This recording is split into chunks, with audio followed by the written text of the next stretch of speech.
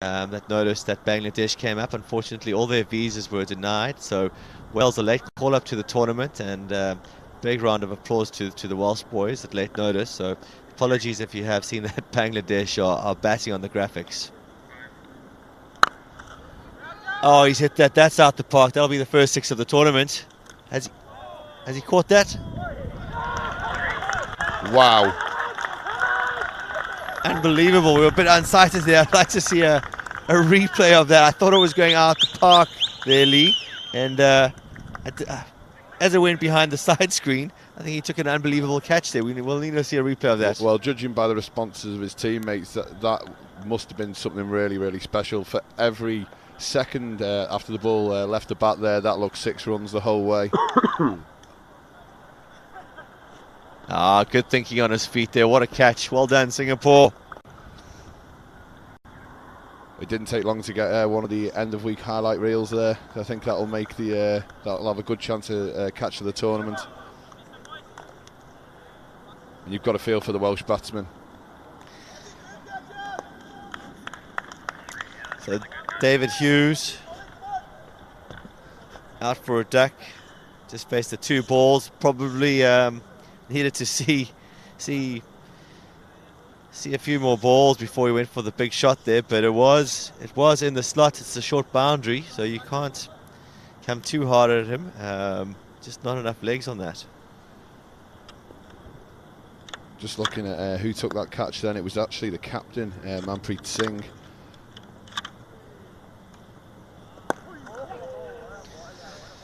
Gareth Williams off the mark there with a solid punch for 1, down to mid-off.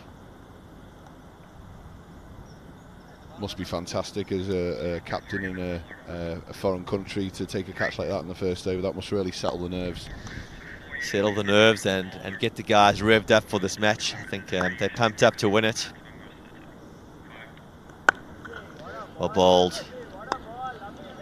It's really good to see Singapore here. Obviously, they're using the option of having the 4 fielders on the offside to start with in that first over, but really good attacking intent. They had the catcher in there looking to get that second wicket straight away. Obviously, seeing wickets as an opportunity to stem the run flow early on here. Yeah, it's good thinking by the captain, Manpreet Singh. The first 4 overs, we've got the power play where you're allowed 4 fielders on the leg side or the off side, and the bowler's taking that to his advantage. First 4 overs of the match and the last 2 are power play, where you can have the 4. For the rest of the overs, it's got to be 3 on each side. So all round good cricket by Manpreet Singh there.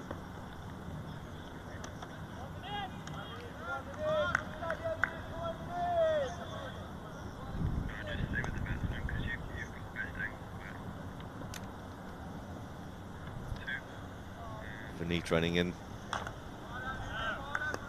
lucky to get away with that, but short and wide.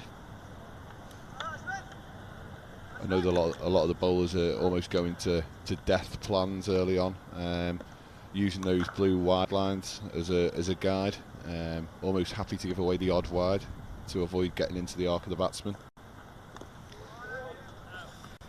There we go. Umpire's penalised him there. He's pushing his luck. It's not a bad tactic, but because of the short straight boundaries, to pull it back a length, as you said early on.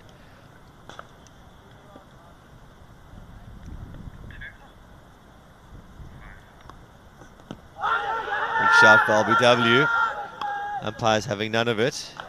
Looks like the keeper really fancied that. I'm suggesting that that's just going to be missing the leg stump there. Batsman's head just fell over in the shot there, but with the angle, just going to watch the replay now. Looks like a good shot, maybe sliding down leg. You can always tell when a batsman's on commentary though, straight away. I was like down the leg side. He was falling over, and the bowler was a little bit wide of the crease there.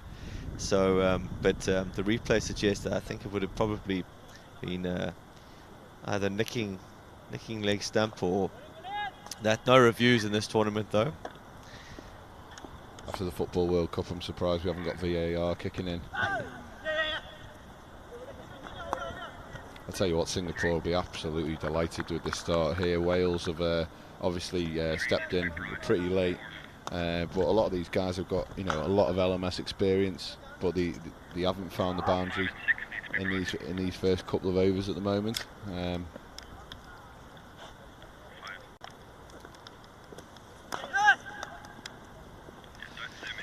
So that'll be the second wide of the over, and that's 4 runs there for the batsman. 3 for the wide and 1 for the run. So that takes Gareth Williams on to 7 off 6 balls. He'll be happy with that. That's the end of the over. It's 11 for 1 after 2 overs. 2 more overs of the power play.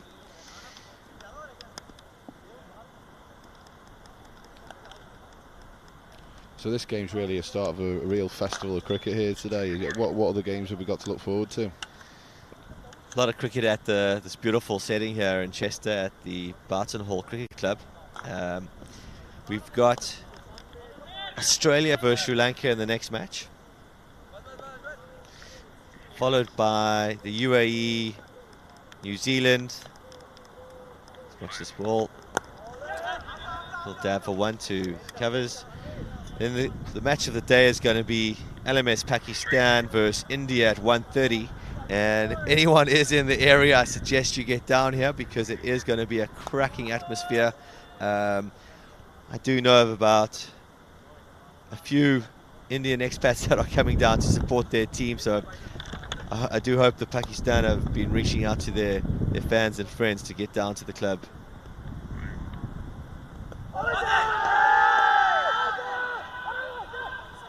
That seemed like a really strong shout there. I think that one could have been going down leg. Let's hopefully we can get a little look at the replay here. Umpire's explaining his decision there to Manbir. He's definitely tailing it into the pads though, isn't he? He's attacking the stumps.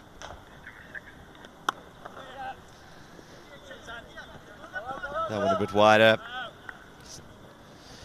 I think what you'll find with the dimensions of this ground here at Chester Boughton Hall is that down towards, just to give a little bit of an explanation on the ground, it slopes away, very similar to Lords in the sense that it'll slope quite sharply down towards the score box and towards the canal here. Batsmen tend to push very hard down that end because it's a little bit further than you think. So coming out, you know, the ball's just gone out towards the score box there. I know a lot of guys that was hit very firmly that will be, you know, looking to, you know, push to. There's, you know, some of the touch players will have a field day down there, whereas it is slightly shorter on this side. So it'll be interesting to see how some of the teams, you know, adapt to the dimensions of this ground. I think with the better teams facing when you get down to the knockouts, so he's gone, tipped that into the air on the leg side. That's going to be the difference to read the conditions and running hard between the wickets. Oh, that's overthrows. That's going to go for 5 overthrows there. Sloppy by the fielding side, Singapore. Normally the bowler would be going absolutely furious about the overthrows, but when it's actually the bowler himself, that, you know, that it's very difficult to have a go at yourself at this point. But he strode off quite forcefully, left his hat with the umpire. Yeah, you'll have a little quiet contemplation about that overthrow there. That's not going to do his figures any good. Score is now 20, just the 1 wicket after 3 overs. His economy rate's just over 6, so without that overthrow, he had a really good 2 overs there. That's unfortunate for him. That taken, that's out, that's another wicket. Great catch by the wicket-keeper. Yeah, I was going to come down the scaffold and attempt to, like... He really did well there. It just died on him, didn't it? And he got down well and pouched it with 2 hands. So, fantastic start for Singapore here. I'm not on just now. Any young wicket-keepers out there, that's great technique by the wicket-keeper. Kept his head down, his hands were low, didn't rise up there. I was thinking Well watched, 2 hands to the ball. just a shade of a waist swing there from Vineet there, which obviously is very encouraging for the bowlers, you know, to see a little bit of sideways movement there. But you know, the batsman won't be happy with that. I think he's played away from his body, and 2 down for Wales. Really good start this by Singapore, one of the new LMS nations on board. They started at the beginning of 2017, so comparatively inexperienced team compared to some of the other sides like Australia, New Zealand, South Africa, England. I can see it moves a lot when I move, so it would help. Chris Geary into bat. Chris Geary plays at quite a local club up here in North Wales at Mid-innings, so I know he'll be excited. Hopefully some of it is... oh, wow. Well, he's off the mark with a boundary, but I think the bowler will be happier with that than the batsman will be. That's a well judged shot there. It's 4 runs in the scorebook there, Lee. You'll be happy with that. That's off the mark. And I think next time he'll just get a bit more bat on it. But he was aiming to hit it down to 3rd man there, but it went a bit finer than he was hoping for. Captain Manpreet Singh straight away has put the slip in there. Really good shout, and he's given him. Wales in all sorts of trouble here. Looked like a good shout. One thing I've noticed here with both bowlers, they've both bowled, you know, as much as they can at the stumps. Yeah.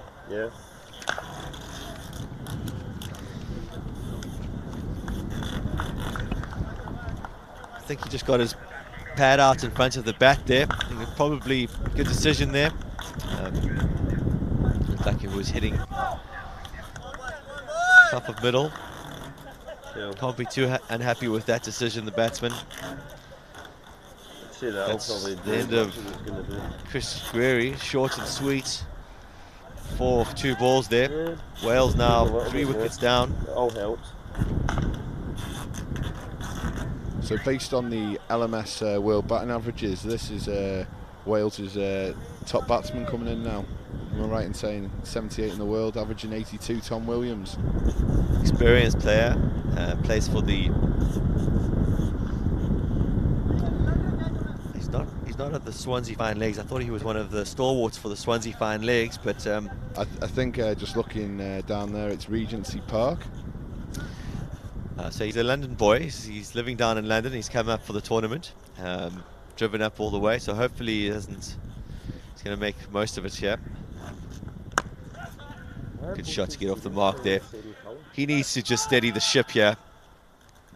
Take Wales to over 100, to something for the bowlers to bowl at. Straight away though, there from Tom, you know, a bit of intent there, you know, with the running, hit it, you know, firmly into the outfield, and straight away was looking to try and turn that into a 2. So I think they're going to have to consolidate for a few overs here. But the mood that Singapore bowlers are in, they seem to be attacking the pads and the stumps.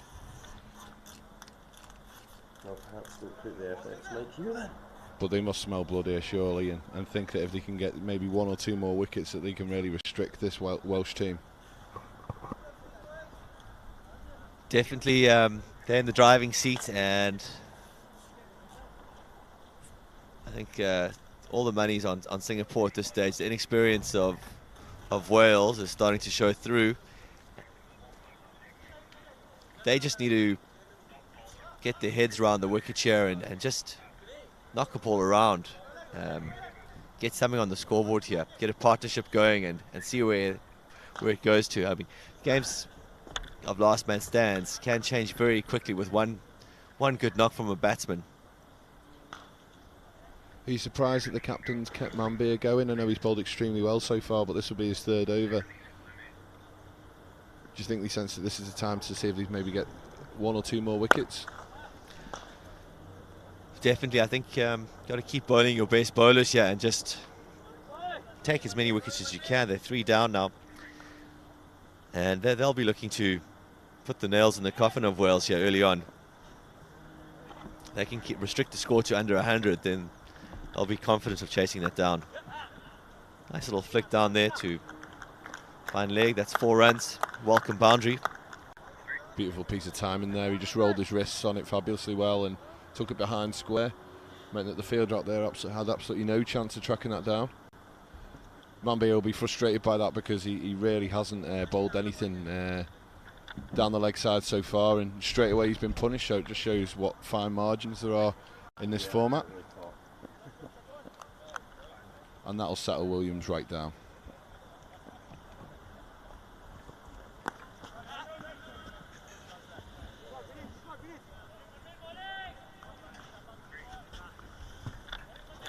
And just the 2 bowlers used so far for Singapore.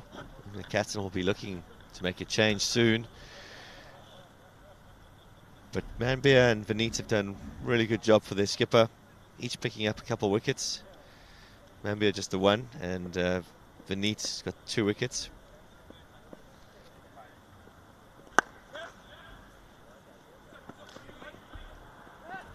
Good call. That's good running from Wales. Well, Mambia Singh here, back in Singapore, actually got a 7-wicket haul in one game. So I think he'd be looking to maybe add to his 1 today, see if he can put himself up near the top of the wickets charts at the end of this tournament.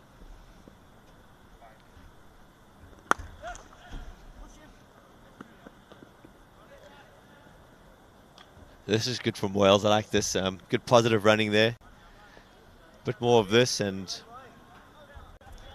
build a platform for the batsman coming in. Tom Blackwell still at the crease there. He's on 10 off 8 balls. Wales now 35 for 3 after 5 overs.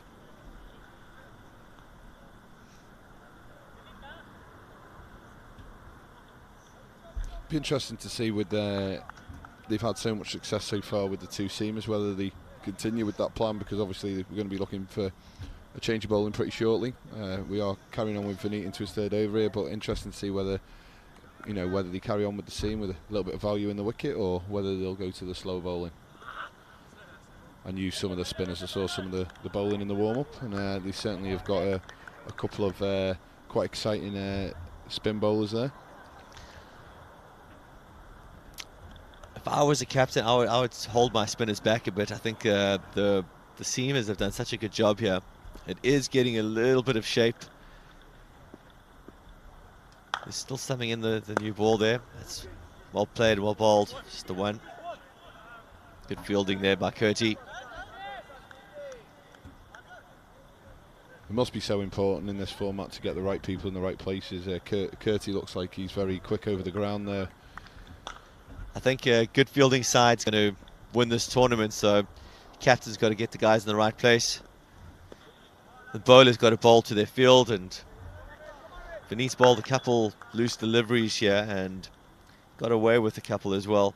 Captain won't be happy with that, neither will he, but picked up the 2 wickets, but I think there's been a few wides as well.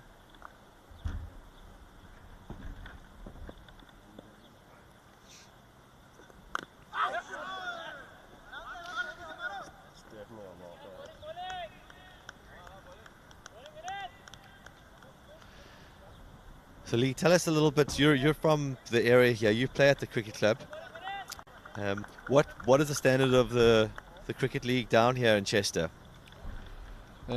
We play in the Cheshire County Premier League, which is one of the ECB Premier Leagues. So it's of in club cricket terms, it's of a very high standard. We're very lucky here at Chester.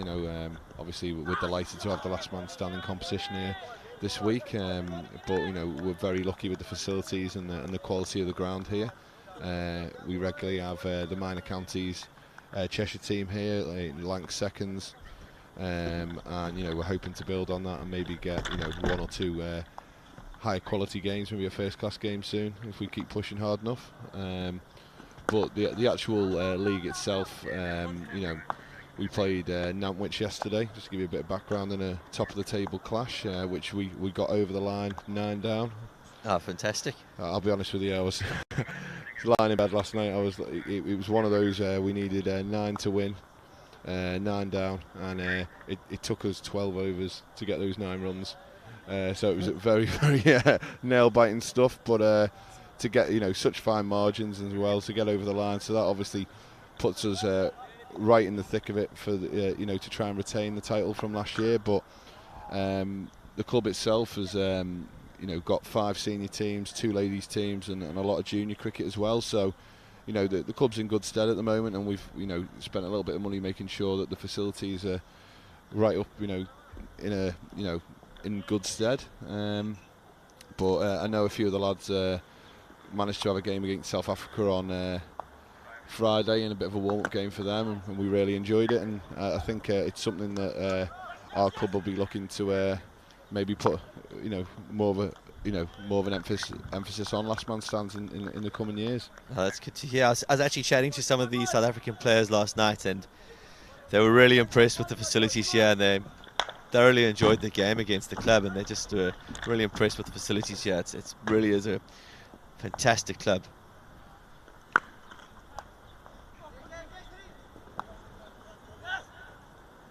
It's always, I always think it's interesting when players come and play from other parts of the world, you know, and you know how they take obviously your settings. And I know from when I was over playing in Australia and Tasmania, when a few of the lads that played in that team, we got them over as overseas players here, how all of a sudden they, you know, they were taken aback by the, you know, the practice facilities and you know how different the wickets are when you go around the world. I know for a fact I wouldn't be running to go and play in South Africa, because I've heard there's a bit of steeple and bounce around there. Yeah, no, I mean it's a little bit slower here, and that you've got to just hold your shot a bit. But I think that's going to be part of the fun, isn't it? Of playing in different conditions and testing yourself against the best in the world. And we've got the best players from around the world coming down to this tournament from Last Man Stands. There's over 100,000 players around the world, and each country's picked their 12 best players. So what a fantastic opportunity in a great part of the world. So everyone's very fortunate to be here. I just think it's a fantastic concept that, you know, giving people the opportunity to represent the country, and like you said, in some way, you know, these sort of memories stay with you for a lifetime. And you know, you've got you know, the opportunity to come and play in England for some of these guys. And you know, obviously as this concept gets bigger and moves around, you know, I certainly think it'll be very interesting to see some of the settings that come up in future years.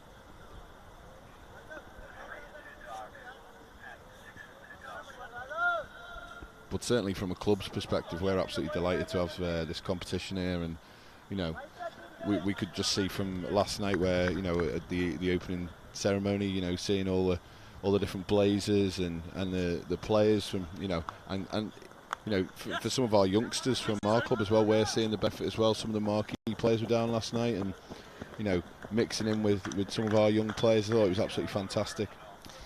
Yeah, it's a real honour to have Nick Compton with us today, and Marcus North will be playing in clashes later today, and we've got Chandapal who'll be up against the South African team. So I know the South African guys have all been looking forward to try and take his wicket. I think I've got a little wager on to see who can knock him over, but won't be an easy feat. So yeah.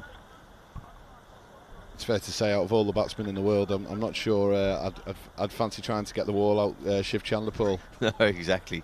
And it'll be interesting to see how he takes on to Last Man Stands format.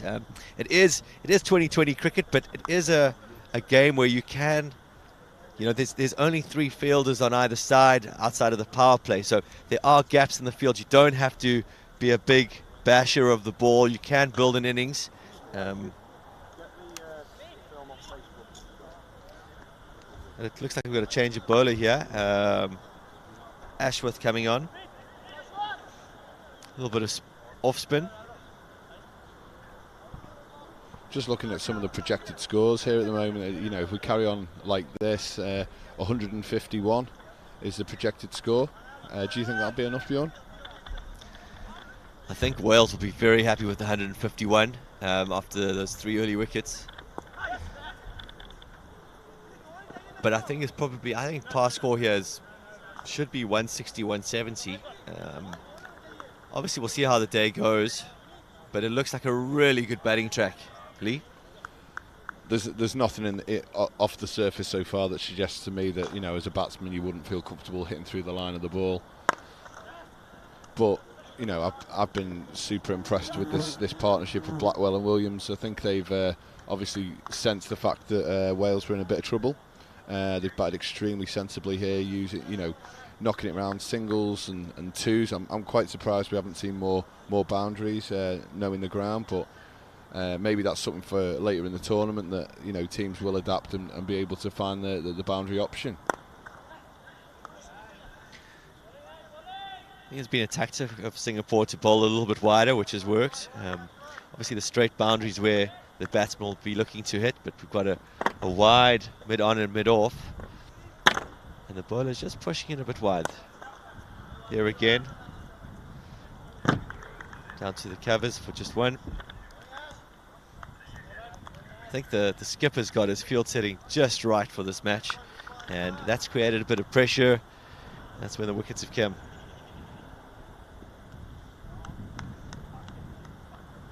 Down the wicket, that could be a boundary. It's the captain again down there. His fielding so far has been absolutely outstanding. You know, his movement across the ground. You know, not only is he marshalling his troops well at the moment, but, you know, he seems to be doing the job himself. It's always good to lead by example. That over from Ashworth there. Noticed that he bowled with a couple of different variations there. Not only bowling a few off spinners, but, you know, that last ball there was a leg spinner. I know it was over pitch, but it's good to see him trying things early on, and I'm sure he's going to be a handful for the batsmen this tournament. Keep an eye on him. It's like Curti coming on to bowl here.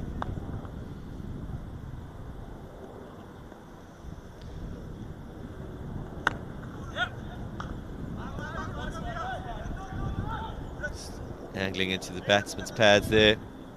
Just the one. Curti there looks like he's got quite, you know, one of those run-ups where you think, oh, this guy's going to be medium pace. He looks a little bit quicker through the air than you expect there. He seemed to rush Blackwell, so I'd be interested to see if he can, you know, generate a little bit of movement off the pitch as well. Skiddy bowler, that's a bit full. Well fielded again.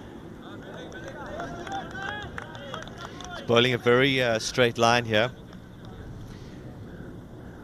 I think he's got a strange action for the batsman to pick up. He runs in and it's not quite as quick, but it's skiddy.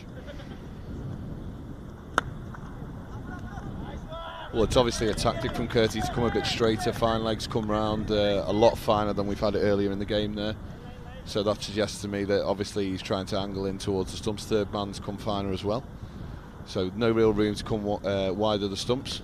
There he is again. He seems to be implementing this plan really well.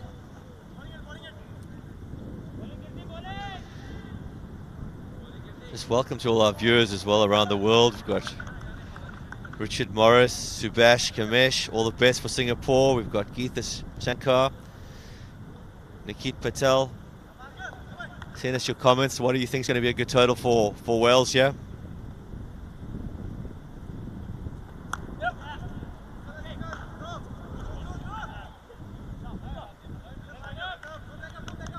Even with this early start this morning, you know, for our viewers around the world, it's 9:15 local time here. The pick-up and the movement in the field's been outstanding from Singapore. Not that I was expecting for 1 second them not to come out the box firing, but, you know, they've been very, very good in the field. They've not given Wales any leeway at all. No, you can't fault them at all. In the field, they've been outstanding.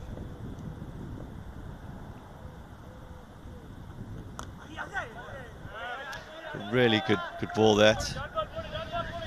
Good line. I think the beauty for the bowler here is that obviously he knows that Wales are in a little bit of a stick or twist position now, with, you know, almost half the overs gone. I think that realistically Wales are going to have to look at going you know, near 10 and over now to make that 150, 160. So he's just holding the ball back just a fraction, taking a little bit of pace off the ball. Maybe sets an opportunity for, you know, a stumping or even a miscued shot into the deep. Whereas normally when batters are flying in those middle overs, they tend to go a little bit flatter, the spinners. Yeah, I've been impressed so far with Atheris. He hasn't been afraid to toss it up. He's been hit for a boundary there, but he's bowling good lines, and he's going for wickets, and I think he's going to be a bowler to watch out in this tournament. The spinners could play a real part in this tournament, especially as the tournament goes on. They're going to start getting a lot more turn than they're going to get from this first game. It's a pretty hard deck to get turn on for the first up this morning.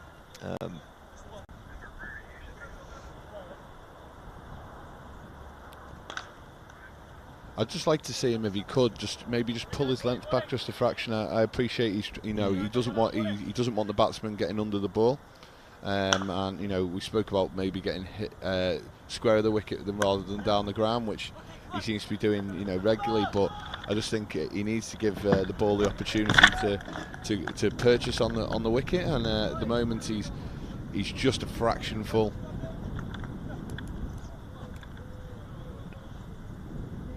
Ashworth bowled 2 overs there for 15 runs. No wickets so far. The score is now 72 for 3 after 10, and they'll be changing ends.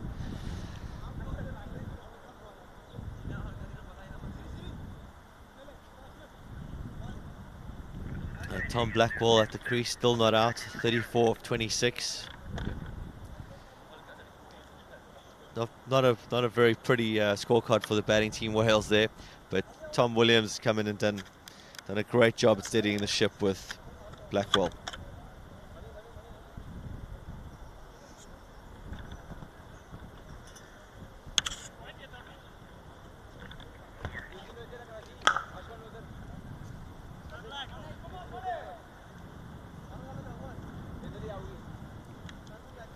The captain looks like he's decided now we're into the second half of this innings that he's the man to come and take this game forward here.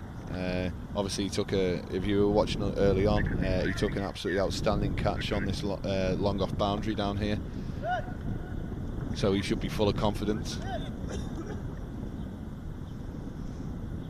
He's bowling down from the Ron Fleet end.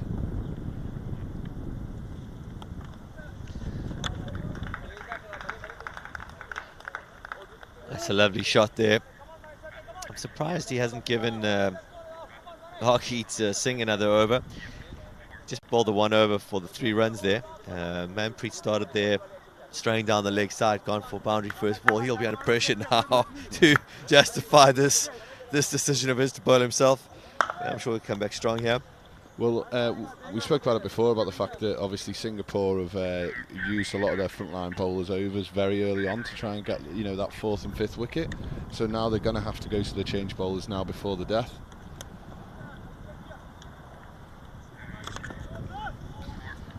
Nicely played, just the 1 run. So Blackwell here straight away has shown that he wants to get down and sweep the spinner. As a captain, would you be looking to adjust the field here and give a bit more protection behind square on the leg side, or? It's a tricky one. You actually don't want to be bowling too straight when you're spinning here. He needs to pitch it outside the off stump here and cut that shot out. I'd like, because otherwise you only have the 3 fielders on the leg side, so you're opening yourself up to, in a tricky situation there. The batsman can really has a lot of gaps here. I'd like to see him bowl outside off stump. That's the line to bowl. Bring your fine leg up to deep square leg, and then you can cut off some of the angles for the batsman. But if you, as soon as you stray two straights on the pads, then it's tricky to set a field. I don't know what sort of field I'd set for that line of bowling.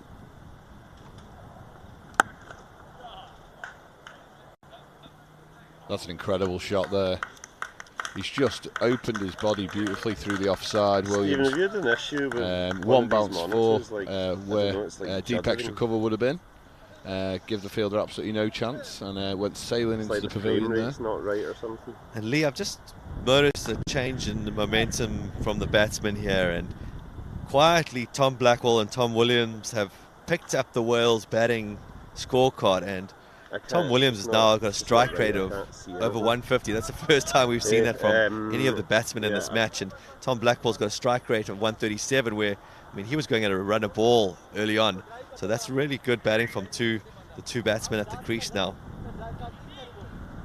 Well, I think the captain from Singapore has automatically reacted to that, and Kirky bowled a very decent over down from this end, the City end, so he's automatically gone back to seam bowling here.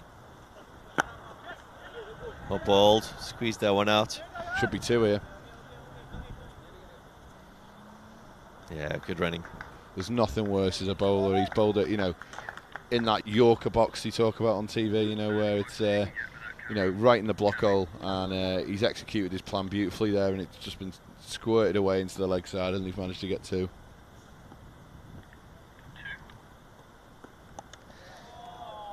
Oh, he's got the little scoop out there. I think that's worse for a bowler, seeing that. Nothing you can do about that shot. Really well executed. He tried one earlier in the innings, and he's got his iron now and executed that to perfection. If some of the batters in this tournament have got those 360 options, they could be extremely dangerous, because I just don't know how you set a field to that. Very frustrating for the bowler and the captain.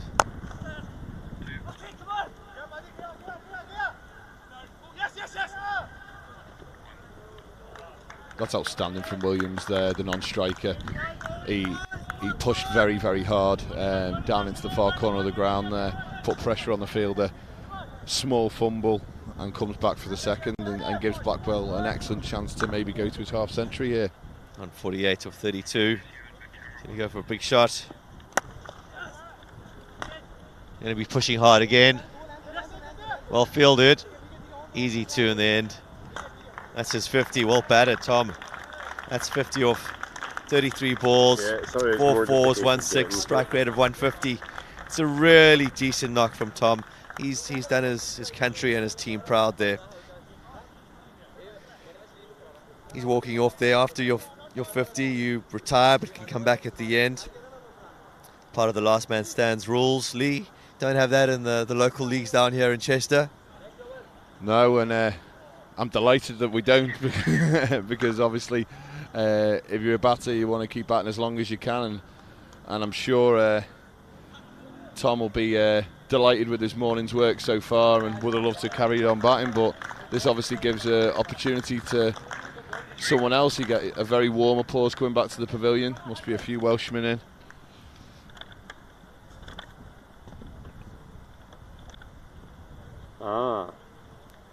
Darren Leach coming into bat for Wales here, a fairly inexperienced batsman.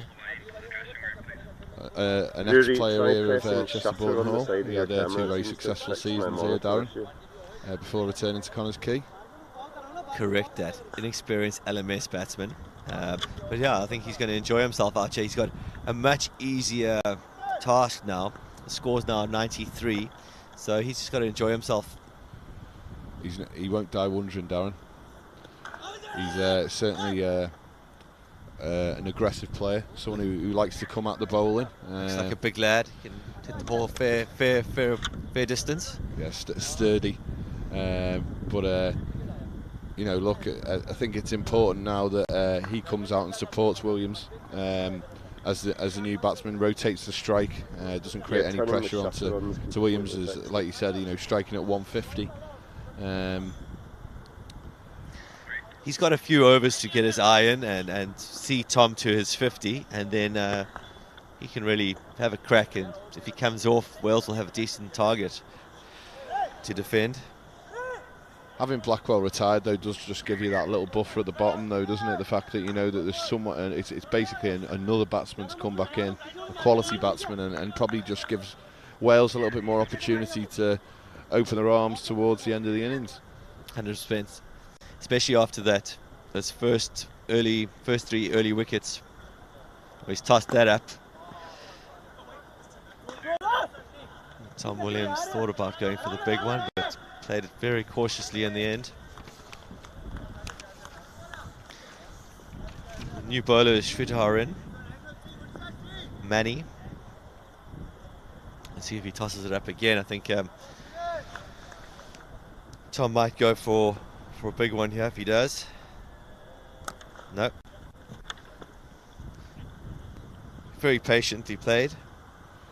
Realistically here, you'd like to see the captain of Singapore with Srimani bowling with a real lack of pace here to get the field well in front of square, because it's going to be tough for the batsman to get it behind square with so little pace on the ball. I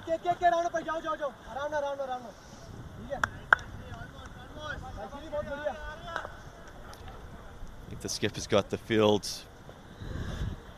pretty square and straight. Let's see if he's got a quicker ball here. No, tosses it up again. Darren says I'll have some of that. And he's got himself a wicket. Silly shot there. Yes, I might have to move fell that into the camera. trap there, Lee. We all have over the years, but you know, I think early on there there was definitely ones and twos out there. You know, speaking about batting with his partner, and obviously he saw the ball come above his eyes from the spin bowler, and like you said, the captain set the field perfectly, and he fell into that trap. And where the momentum was shifting towards Wales, all of a sudden, you know, we've had a retirement and a quick wicket, and it looks like we're going to have a little rebuild again for Williams.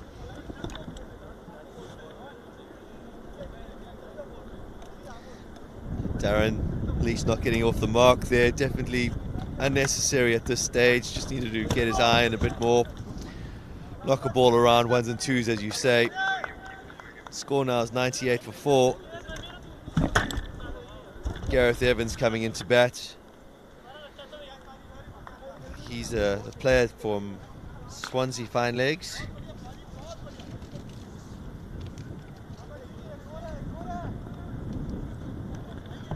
He's been playing since 2008, so a bit of a veteran of the LMS game.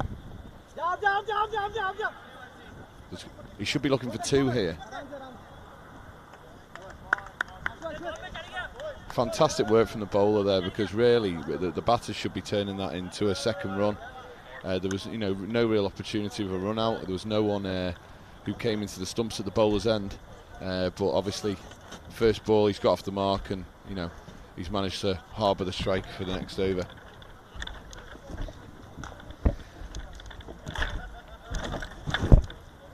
Yeah, a little bit of pressure on the fielding side. They should be really running hard, especially when you've got a few wickets down. You want to get every run you can. I do think this is very clever from the Singapore captain, because what he had a little bit of a problem getting his spinners into the game, where Wales had really good momentum. He's obviously seen the retirement and the loss of the wicket, and now he's gone back to some of his slow bowlers, trying to sneak a few overs in now, leaving some of his seam bowling options. Kirky, I think we've got one more for Neat as well for those final overs of the innings.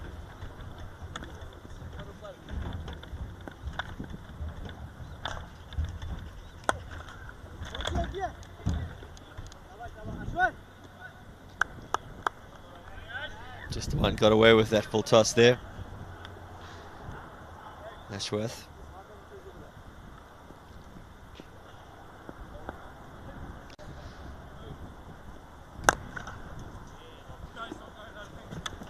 Should be 4. It's nice to see the batsman trying to use the feet there, trying to get to the pitch of the ball, not giving the ball a chance to spin. He's hit through the line beautifully there. The outfield here this morning, I think the dew's just coming off it now, and there is absolute full value for runs. So if you can get a good contact on it, the fielders don't have an awful lot of chance if you hit it hard, either side of them. It's an immaculate outfield, so a lot of runs on offer here for the batsman. Well, the groundsman here, Alex Kegg, is a veteran groundsman, and I know from seeing him out here every day, the outfield is something he really does keep an eye on, and throughout the week you won't notice any difference in the outfield and the pitches that have been laid and put down. You know, I'm hoping for some really high-scoring games. Definitely, I think he's done an outstanding job, and hats off to him. I see he plays a bit of cricket himself. Alex has been a talisman opening bowler here at Chester for a couple of decades now. Still producing all these batting tracks. This could be a wicket. No, he's got hold of that one. That's out the park. 6 runs. Tom Williams on 42 of 23 balls now. Strike rate up to 180. Really good knock from Tom. Just coming past us in the commentary position here. It's, you mentioned later on that the main game of the day was India-Pakistan. The Pakistan boys have been in the nets this morning there, getting ready for today's big game. They look like a really decent outfit, and they've got, of course, Abdul Razak, their player coach for them. And what a cracking day of games we've got. India versus Pakistan, 1:30. It's going to be one of the matches of the tournament. He's tossed that up. There'll be another boundary. There's too much for the fielder in the end there. Takes Tom to 48. Bjorn, you spoke about it before in LMS, how quickly one batsman can make such a difference to the total. And all of a sudden, you know, we look up the scoreboard and 120, and there's still over 5 overs to go here. All of a sudden, we're talking about Wales being happy with 150. I think if with potentially 2 people retired, they could be looking at maybe even 160, 170. I think that 160 will be their target. They don't lose too many wickets now, and obviously Gareth Williams going to have to. Tom Williams will retire, so the batsmen coming in now really do have license to throw caution to the wind and attack that straight boundary. Use their feet against the spinners and try and get a bit of pace on the ball. But there's no point in dying wondering here. They've got 2 batsmen retired. They can really have a crack at the spinners. So Bjorn, just to give us a bit of an insight, you're on 49 in LMS. Is it all about getting that single, or is it about the opportunity maybe to try and hit a 6 and maximise the amount of runs you get in that first innings? Or depends who you talk to. I think it's like any cricketer. For me, I'll probably push it for a 1 and get myself in the hat. But like some guys like to finish in a flurry, like Herschel Gibbs will try and hit a 6. But I think it's just guys just got to play their natural game and watch the ball is the most important thing. Just like normal cricket, I guess. Just seen there a very, very unlucky moment for the bowler there. A Chinese cut comes down towards us there and just gets past the fielder down a wide long leg for 4 more. It just shows that momentum shift though when it's going for you, and the ball sailed across the outfield there. There was absolutely no chance. Oh, he's bowled him. One back for the bowler there after the boundary could come back. Just talking about that length, Bjorn, if you watch on the replay there, I actually think there was just a fraction of grip there. He's just bowled into the wicket. Let's have a look at the replay here. A little bit quicker, and yes, great ball there. Good purchase off the ground there. Sharp turn. Manpreet will be happy with that. Yeah, that'll definitely be getting watched again after the game when he gets 5 minutes to himself. He'll definitely be downloading the highlight reel and sharing that with his family. That must be fantastic for the players on Facebook Live, for the friends and family, for the countries all around the world to be able to watch, their friends and loved ones playing for the country and being able to wake up at any time of the day and tune in. Now, what an opportunity for the players to get out there and show their skills and know that there's going to be thousands of people watching them live on Facebook. And also it's not often you get to see what you're doing well and what you're doing wrong on a really professionally done video, and big thanks to QTV, who've done an outstanding job for us in the past, and looking forward to seeing some great footage in this week of cricket. That wicket's brought the captain to the crease, Ian Martin. He plays at Harden Park. I know he also plays some over 40s cricket here for Chester as well. So he should be well used to the conditions here at Chester, and hopefully he can... Oh, he starts with a little reverse sweep. Very cheeky. What a shot. I don't think he could have played that any better. He's just like that, run off the face of the bat, nice and fine. The fielder down here is actually very fine, and you know, to time it as well as he did, it was inch perfect. And just raced away. The outfield is lightning quick. The thing with that straight away, though, obviously, if you don't execute it, you know, it doesn't look great if you get out doing that early on. But when you get it right, it just causes chaos for the opposition captain, because you know he's probably doesn't know a great deal about Ian. When he's come out to bat, he's probably took one look at him. He's a bit of a man mountain, expecting him to hit it, you know, probably down the ground. So, and all of a sudden he's got down on one knee and played a reverse paddle for 4. So that'll definitely put, you know, some doubt into the opposition captain. That was a great touch, a delicate shot there. It doesn't look like a delicate batsman, but that was certainly a fine touch. AB de Villiers would have been happy with that. Well, Kirky's got the opportunity here to upset Williams here. He's on 49.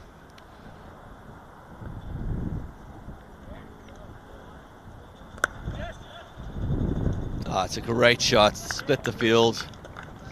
What an innings. I'll tell you what, there's not many better ways to get to 50 there as a batsman. He's just literally lent on that through backward a point. That's a really good 50 for Tom Williams. 53 off 27 balls. 5 fours, 1 6, strike rate of 196. He'll be happy with that. I do think some of the batsmen in the Wales top order that maybe didn't manage to get any runs in this innings, you know, and batsmen in future games can see here at Chester that, you know, especially to the seamers, there's so much value if you can just lean on the ball, get the ball behind square on the offside or on the leg side, just use the pace of it, because, you know, the ball will race away. Yeah, I think the first 5-10 balls you face, you really just need to get some bat on it and run hard, put pressure on the fielders, and build yourself a little bit of an innings. And you don't need to be hitting the boundary straight off the cuff. The runs will come later on, as we've seen there from both of the Toms, Tom Williams and Tom Blackwell, back at the crease now. Cautious start, but they've really finished well. What's amazing about this LMS format is I've just had a message from Robin Fisher, who's a legendary Cheshire left-arm spin bowler, and he's tuned in to watch his teammate Ian Martin bat. So, you know, it does bring the imagination in. You know, there's people watching for all sorts of different reasons, and he's down at, in Cornwall watching the Cheshire side at the moment, and he's actually tuned in to watch this game. Yeah, fantastic, and welcome to all our viewers. And definitely please let everyone know that all the games will be screened live on Facebook. Got Trent Thompson, Sutha Siva, Paul Kearney, Jed McGann, Malik Hamid. Welcome, guys.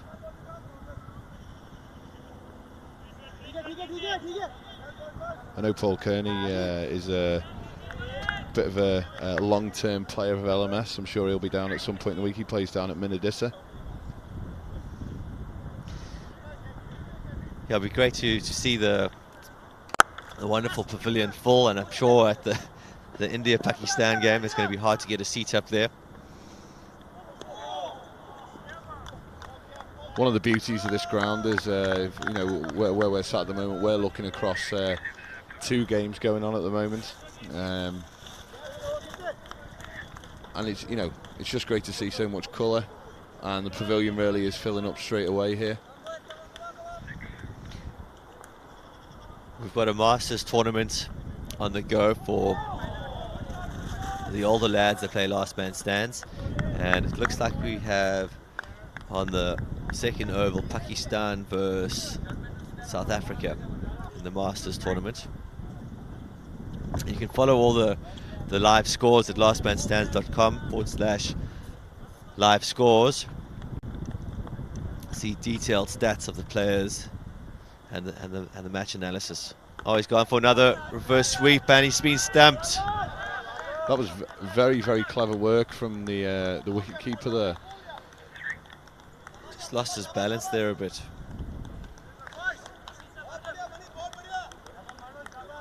He was hoping for lightning to strike twice there. He went for the reverse sweep.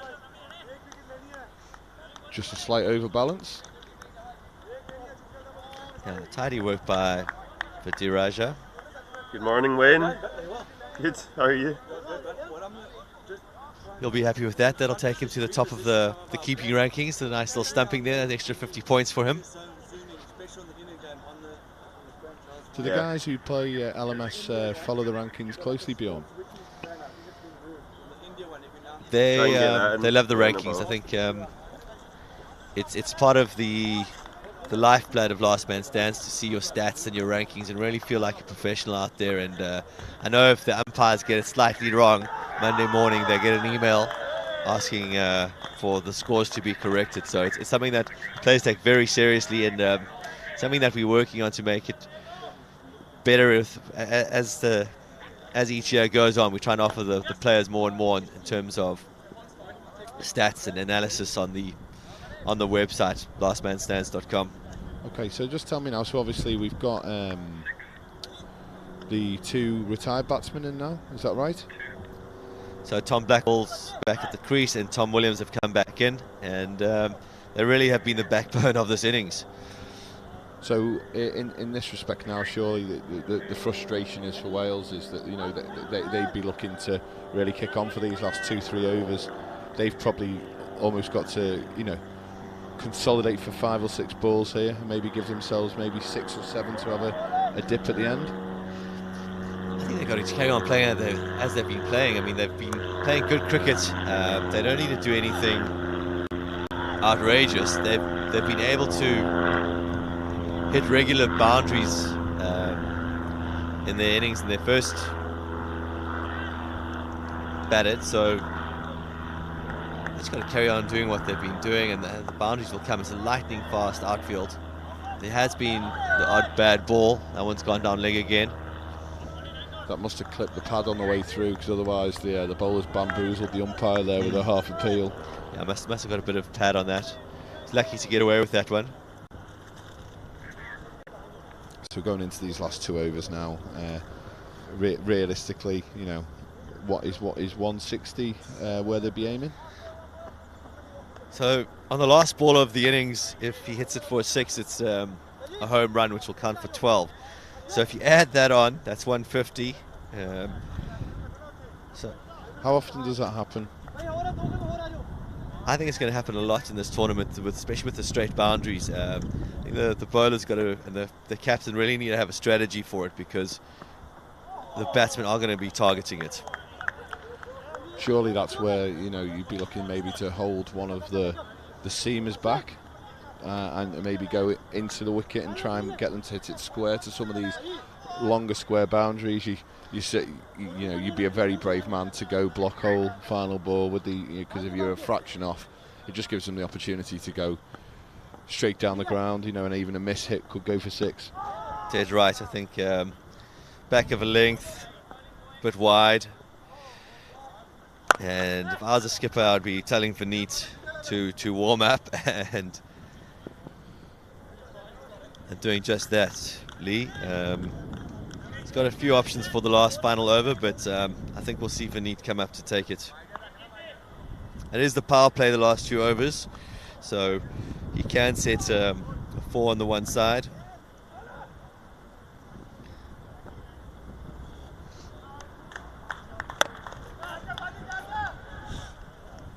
That's a good catch.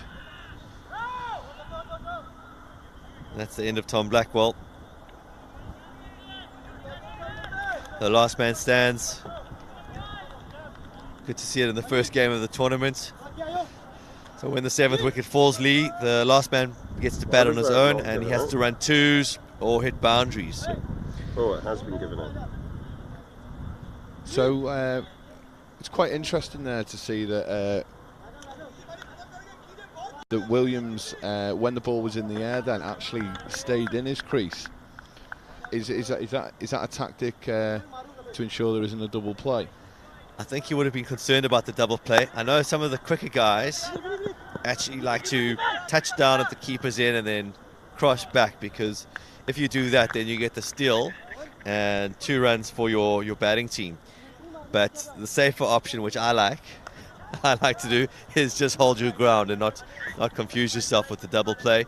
But I think Wales team, some of them fairly inexperienced LMS players, decided caution was a better option there. But I think you'll see some of the South Africans go for the steal later today, and the Australians definitely will know that rule. They'll be going for the steal off the catches. Just safe there. Great throw.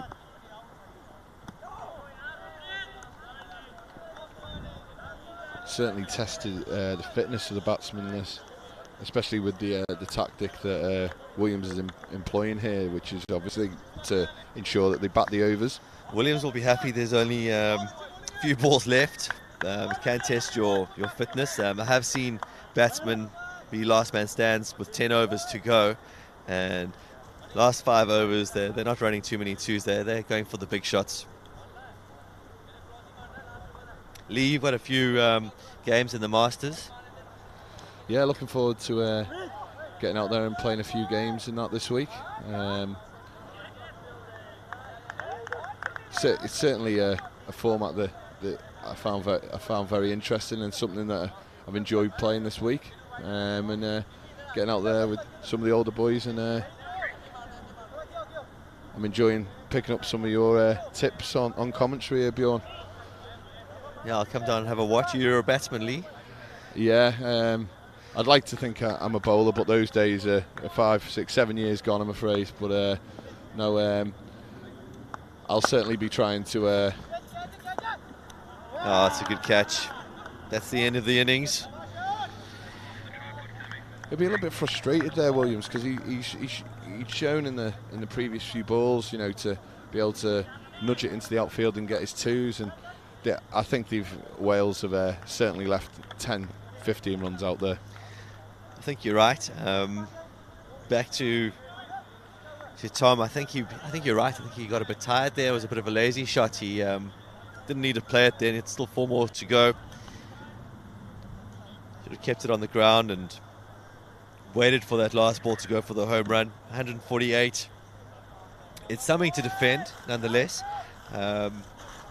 They would have taken that after the first 3 wickets went down, but definitely this looks like a 170 par score.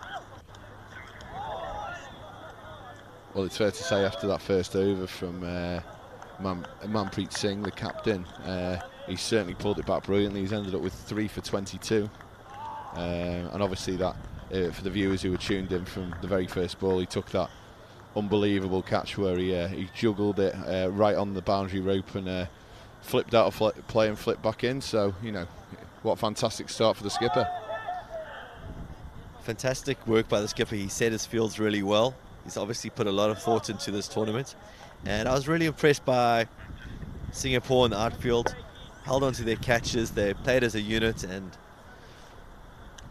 I think they did really well to restrict Wales to just the 148. They'll get better as the tournament goes on as well. So yeah, well done to Singapore there. How big is LMS in Singapore? It's just recently launched in 2017, and they've got the 3 leagues there. So there's roughly about 24 teams that are playing consistently. It's a fairly difficult to get access to cricket fields in Singapore, and Kunal Kant, who's the franchise owner of Singapore, has done really well to get it off the ground there, and the guys thoroughly enjoy it. And they've got a good juniors going in Singapore as well, which is taking off, and they've just had a the juniors have a little tour to England before this tournament, and had great time playing in some of the London junior teams. So I really hope to see more junior last man stands cricket as the years go on. It's a great format for kids to play cricket. It really is all about participation. With the eight players, you really get to participate in it and are involved in the match. Get a chance to bowl, better chance to bat. With the guys retiring at 50. There's no hiding down at third man and not fielding and not bowling, not batting, which sees a lot of cricketers stopping play as they get to high school in South Africa. So really something that I'd like to see a bit more of. We're going to take a short break, the commentators, and top up on some coffee, and we'll see you back at the start of the second innings.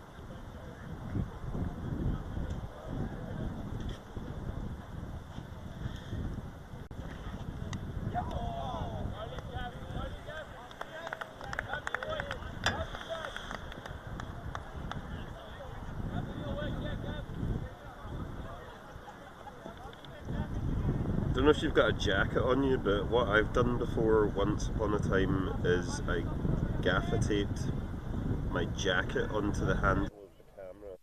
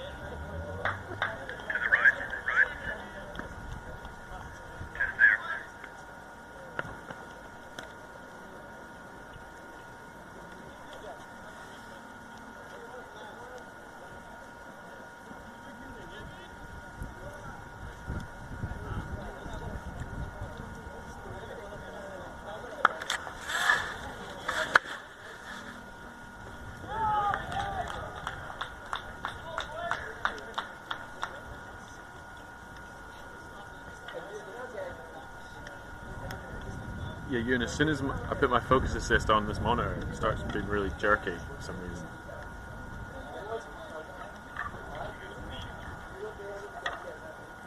Yeah, when I press the shutter button, it just goes to automatic shutter, but it doesn't affect the monitor, it just stays juttery.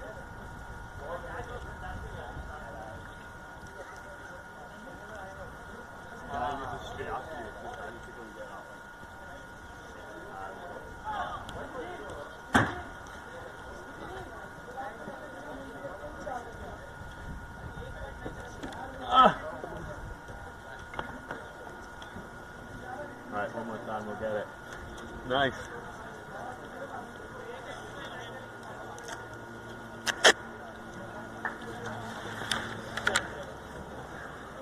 Got the best for you.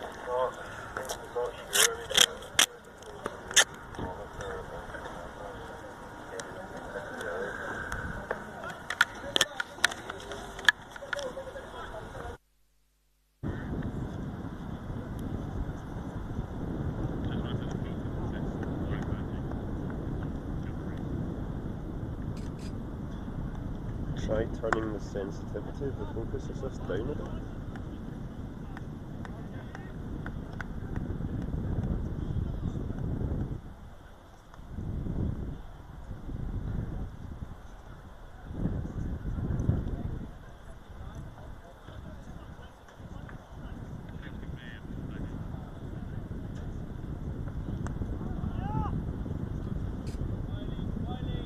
Yeah, because Blackmagic's a recorder as well, yeah, it might be something in there.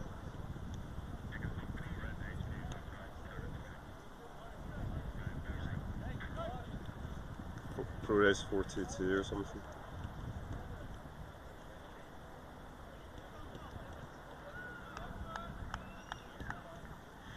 Can you actually turn it to H.264?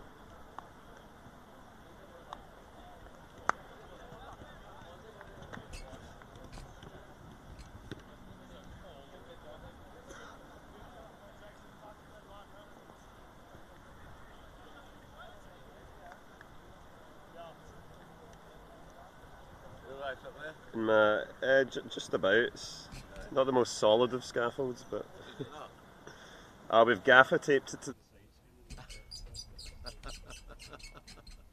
Don't be dancing about then. No, I'll try and keep my dancing shoes on. Yeah. Otherwise, weather's good. Yeah. Not too hot, is it?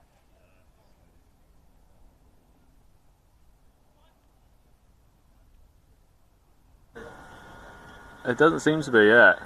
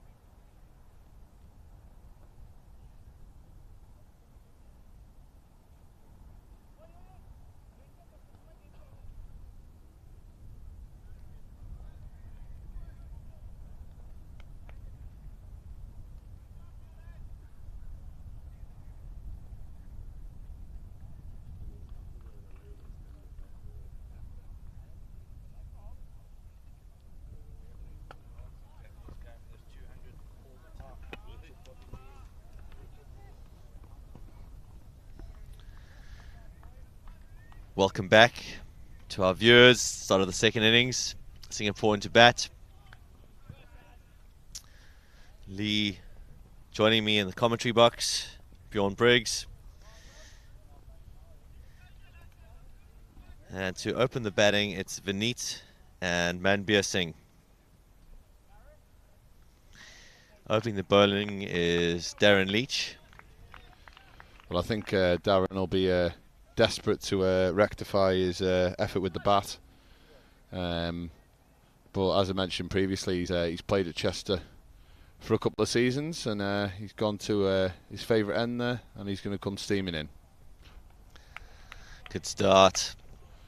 Straight away, Darren looks like he's just got a fraction more pace than we saw in the first innings. I don't know whether that's... He's up for it. He's here to win the game, and that was a really good intention there. Good carry through to the keeper. Batsman, a bit slow on that one, but he won't mind that. A little bit of pace. He just needs to get a little bit bat on that down to third man. That's going to race away for 4. See the captain's just moved the third man a bit finer. Oh, he's called that one a wide. Be interesting to see whether if Wales try and go with a similar tactic to Singapore and try and get some early wickets here. I really don't think 148 is going to be enough if they don't get early wickets. We'll see what the Singapore batting lineup's all about today, because it really should be a total that they chase down fairly easily, but wickets always does funny things, so I think you're spot on there, Lee. Early wickets will build pressure and cause a bit of doubt in the change room. Yeah. I think both sides will be looking at this game as a game that they probably need to win to put themselves in a position to maybe qualify. And there's an early wicket there that you're talking about, Lee. That's Vineet gone. It's an awful lot to... Vineet obviously bowled, opened the bowling in the first innings, and he's come out to open the batting. He got a little feather on that. He's walked off as well. Hasn't waited for the umpire. Good sportsmanship there. He just opened the front leg out there. Looked like he was maybe trying to carve that away through back with a point there, and it looks like Darren Leach has just got a fraction of away movement there and caught the outside edge and taken comfortably by the keeper. But you know, that's put Singapore on the back foot, and yeah, it's opened the door for Wales, and they'll be happy with that. I played away from his body there, and bat and pad, as the coaches say, is the way to go, especially early on in your innings. Will it take a little bit of time for the Singapore players to adapt to the wicket here? Did he play on grass in Singapore, or are they playing on matting? They've got turf wickets, but I think most of their cricket will be on the matting, on the non-turf pitches. Aussie guys also, most of their tracks are non-turf, so I think a lot of the teams are going to have to adjust. Even South Africa's will always play. 90% of their games are on turf wickets, but it's different conditions, isn't it, Lee? Got to wait. The ball's a little bit slower than South Africa. Well, I know from speaking to the South African lads that they definitely took the opportunity to play in that warm-up game to get the pace of the wicket and just adjust to the bounce and the carry. But I guess that's the beauty of having this tournament in England and in future years in different countries, because teams will be able to go and adapt and try and play in different conditions. And certainly for me, I wouldn't be running to play in South Africa as someone who prefers to be on the front foot. But certainly looks a great surface to bat on, and we saw that with Blackwell and Williams in the first innings. When you get in, there's plenty of runs to be had. And how does the track hold up throughout the day? Is it going to be much the same towards the Pakistan-India game, or is it going to change slightly as the day goes on? Well, today I don't think, maybe very much at the end of the day we may see a fraction more turn.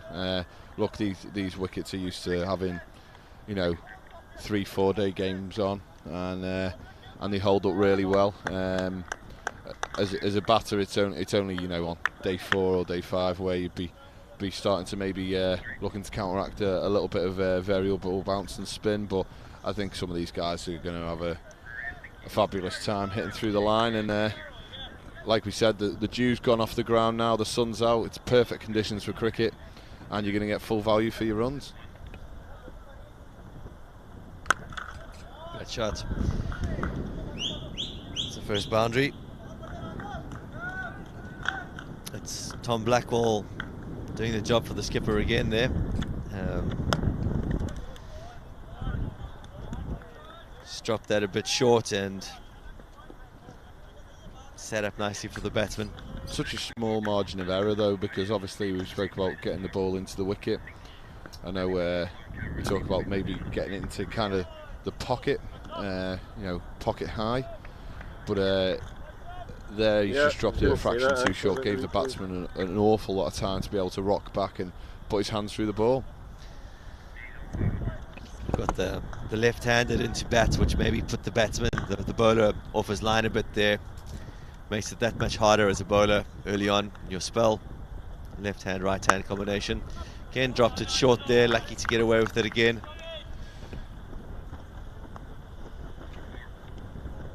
What do you think Singapore's approach will be here? Will they be looking to get ahead of the run rate, or will they look to, try and pace their innings and make sure they've got wickets in hand? They've got to go at 7 and over to win the match, so I think they've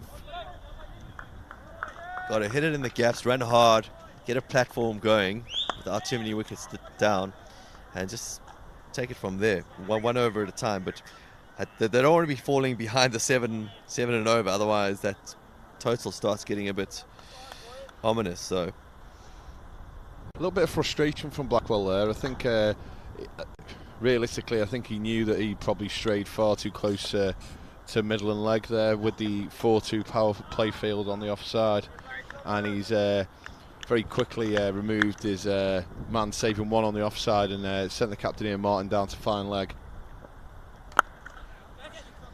And it's so often that happens, exactly where Ian Martin was stood there.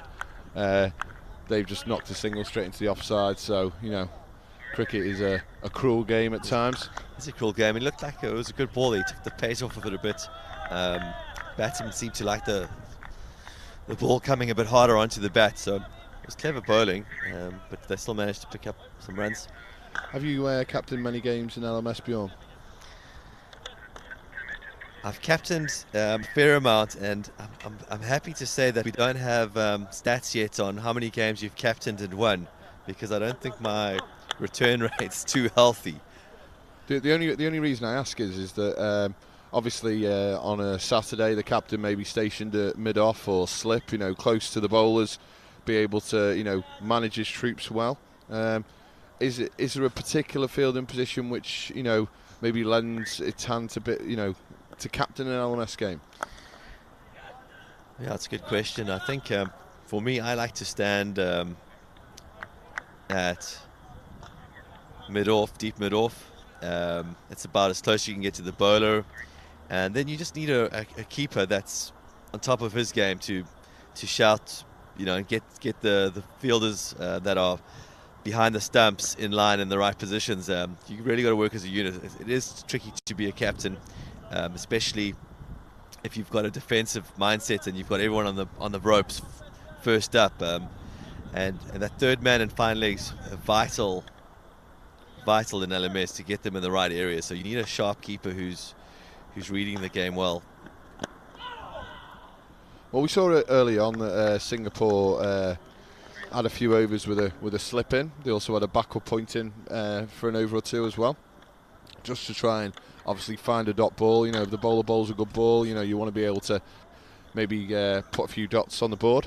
And Darren's just done that. He's got the man in at short cover, Captain Ian Martin. Taking the power play. It's good thinking by the skipper, and I like this field that he's got. He's just obviously got to be careful he doesn't stray down the leg side. But it's a good attacking field this, and making the fine leg run to his work there. That's Gareth. That's Tom. It's really... To be fair, I'm surprised he's still running after his little stint as last man standing in the first innings. A big smile on his face, so he's happy with his performance today. Darren's really settled into his work here. He's smashing back of a length, making it very, very difficult for the Singapore batsman. Score is 14. Got just one ball left in this over. That's a great ball. the run rate, the required run rate, just creeping up now, just under 8 and over required to win the game. And Singapore really need to get bat on ball, push the ones and twos, and just knock away at the target here. And these dot balls aren't doing them any favours, Lee. All I'd say is obviously Wales have chose to come from the Ronfleet end to start with, downwind. It's a little bit longer straight that way, so if I was Singapore, as long as I've got wickets in hand, I'd be happy with maybe 60, 65 off this first 10, knowing that you'll be coming to the shorter leg side boundary and downwind second half. Darren's started really well there, wind behind him, he's coming through at a really good pace. The wind has just picked up a little bit. I know when we had our world champs in Cape Town, the wind really played a factor, and the guys that could read that well as a fielding team and bowl the right bowlers into the wind and with the wind made a huge difference. So I think it could be a factor here as well. Well, the skipper's brought himself on, Ian Martin, and straight away coming round the wicket to the left-hander, trying to dart the ball in and just seeing if he can get a bit of purchase. I think it's a nice tactic, and you can see straight away he's looking to go into the wicket, not trying to get overly full. And with the wind, bowling with the wind as a spinner as well, it does give you the opportunity to maybe just give it a fraction more flight, as the batsmen have got to get full contact on to try and clear the long on and long off boundary. Any miscue from the batsmen, they're going to be snapped up at the long on, long off boundaries. I don't think this lad's going to be going too attacking here. Well bowled. Another dot ball. Dot balls adding up. The last 10 balls we've had 2, 3, 4, 5, 6 dot balls out of the last 10. So Singapore need to watch that, Lee. Well, that was a miscue. That was the pressure there.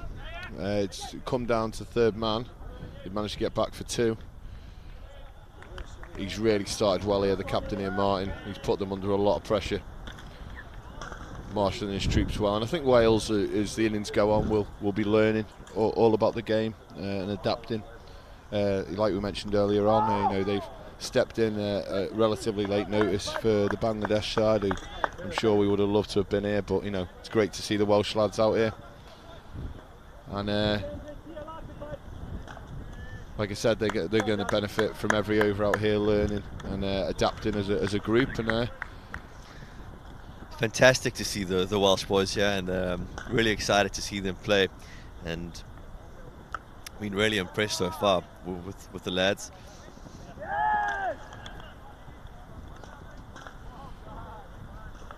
So with that being the end of the power play, we've now got to go to 3 fielders on each side. Just a gentle reminder from the umpire there for the captain. So he's feel for him, Martin, there. He's just got to trudge down the 80 yards down towards fine leg before he'll probably bowl the next over as well. But Darren Leach is going to charge in again. Another dot ball, well bowled. I feel like the Singapore batsmen are just finding it difficult to adapt to the length and almost the pace of what, I'd hate to say that because he'll probably listen to this later on, Darren, but he just seems to be beating them a little bit for pace here. I think his lines, they're used to the ball being bowled a bit straighter at them. You can see they're very good on their legs, and he's bowling a nice line outside off there. He straightened a bit, and batsman was able to work it away. But when he pitches it outside off, they're really battling with that line. So I think they need to use their feet a bit more outside off, or change their guard, work on a plan to get bat on ball when he's bowling that line outside off. Well, you look at this third man area here. You spoke about third man and fine leg being a key area. Literally, if he's bowling a foot outside the off stump, surely they just try and lean on it. Ever since we spoke about him bowling a good line outside the off stump, he's bowled 2 balls into the pads. And then that's what they're looking for. So maybe they've changed their guard a bit, and he's gone for the LBW, but that's not where he wants to be bowling, that's for sure. They'll eat that for breakfast. That's a mindset for Darren, though. He's an aggressive bowler. He wants to be looking to take wickets. Fancy footwork. Good fielding there. I think many of the Brazilians would have been happy with that footwork there. I think Neymar would still be rolling around on the floor there. Tom Williams in the action again. We're going to see a lot of him this tournament.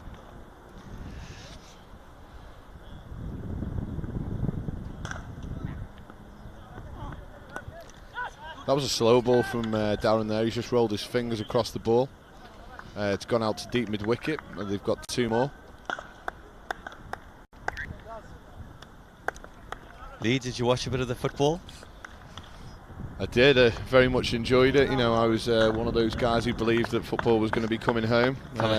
We had about 2,000 people down here at the ground on the big screen watching that, and you know, I'll be honest with you, I was as heartbroken as the rest of them, but I do believe the best team won, and judging by that bit of fielding, obviously it's rubbed off on a few of the cricketers. Playing a bit of football. That was a great World Cup. I think England did extremely well. The boys can be proud. A lot of support from the South African fans. Even in the space of 1 or 2 days, seeing so many countries come together at this event, you can see, you know, how fantastic it is when sport brings people together from all around the world, and you know, seeing people integrate and speak to each other and enjoy each other's company. It's just fantastic.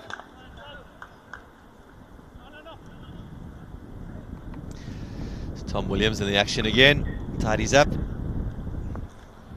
I'm not sure they've quite come up with a strategy to Ian Martin here. He's obviously bowling from quite height, you know, he's well over 6 foot. Just getting a little bit of dip here. They've gone to the sweep a couple of times. Good shout. He's given him. It certainly wasn't going over that one, Bjorn. I think that's a good decision. Have a look at the replay now, Lee. But I think that was...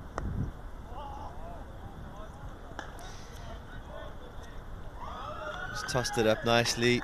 Oh, it's an easy decision for the umpire. I thought it might have drifted in the air a bit.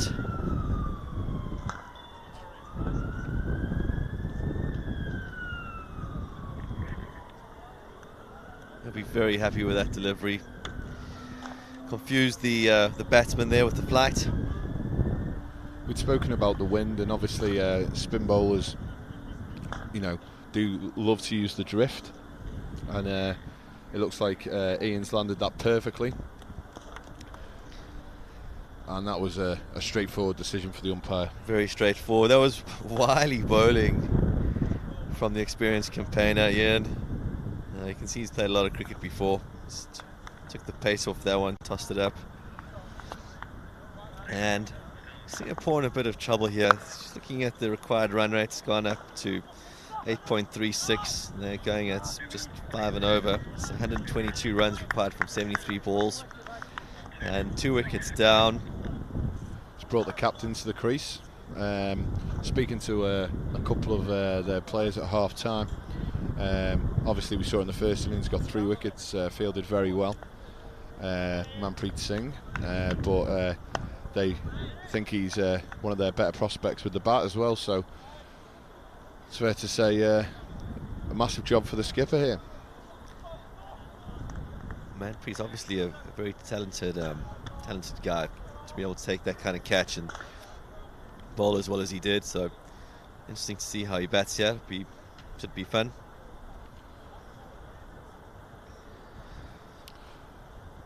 So captain to captain here as Ian Martin continues.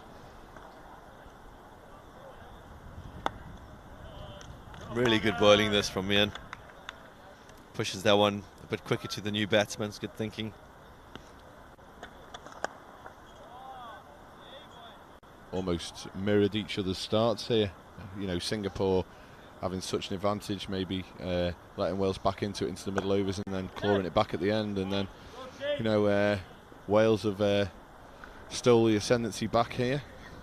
And Singapore batsmen actually need to take a leaf out of the two Toms playbook there and just really build an innings here, run hard between the wickets, turn the ones into twos, test the fielders, punch the ball in the gaps, keep it on the ground and just steady the ship. They don't need to panic here. They just need to build an innings, and that should see them home. But 1 or 2 more wickets, and they'll be in trouble. But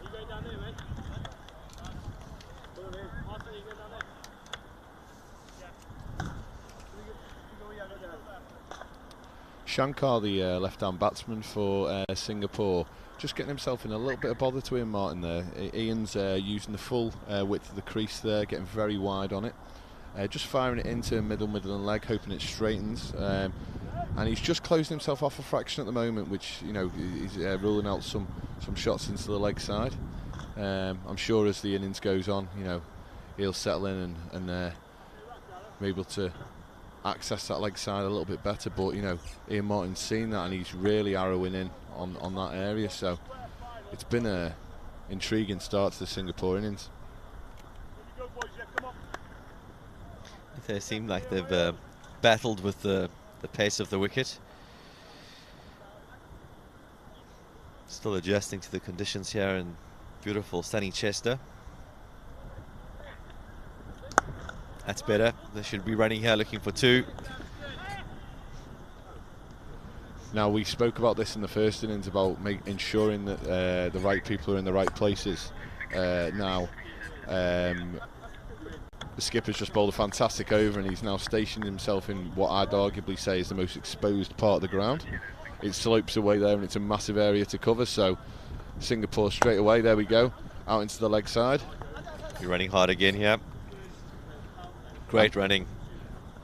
It is fantastic running. Wales have got to, you know, wisen up very, very quickly here, you know, and you can see the conversations are happening straight away. The skipper's asking him to, you know, almost cheat a fraction and just come off that boundary, you know, say, well, if he hits it over your head, then it's a good shot, you know, to knock off that 2.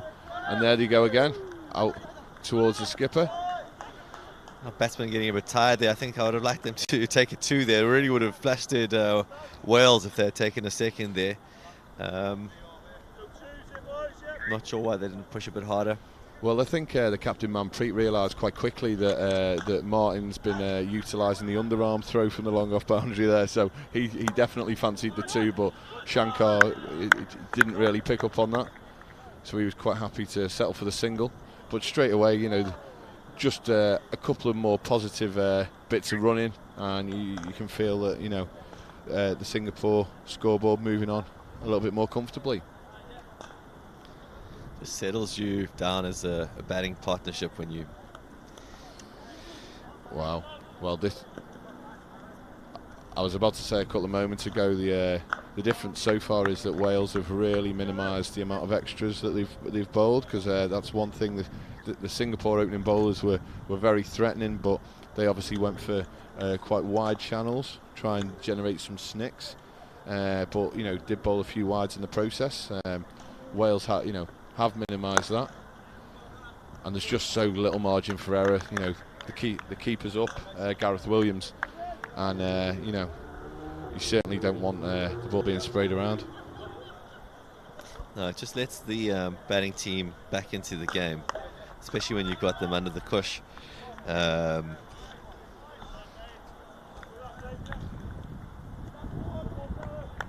Score now 37 for 2 after 7 overs. Required run rates up to 8.6. It's 112 runs from 65 balls. Pick of the bowler so far is Darren Leach. He's gone for just the 12 runs off his 3 overs.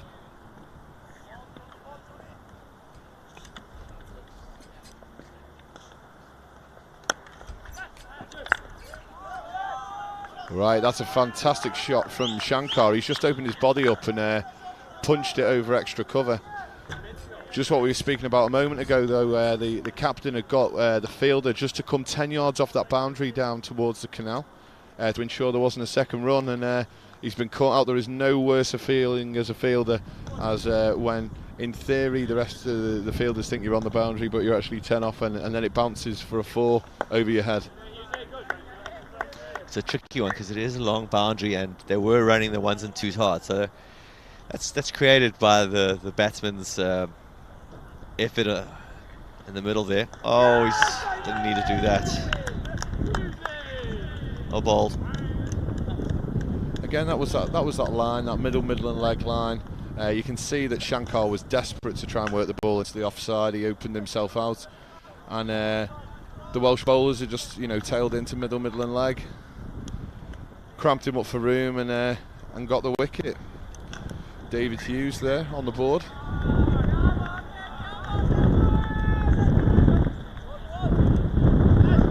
They'll be happy with that comeback.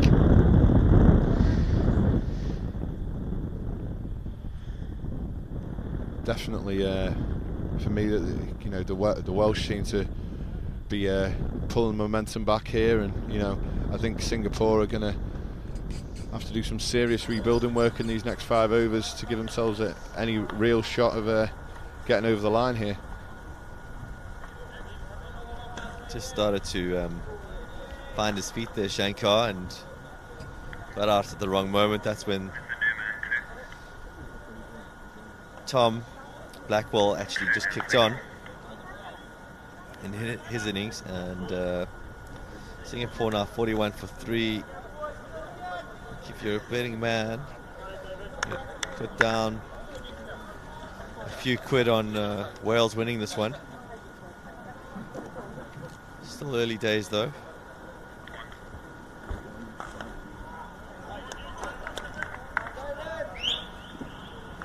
Bhargav into bat.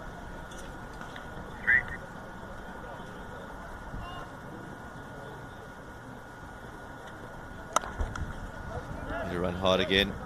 Easy 2.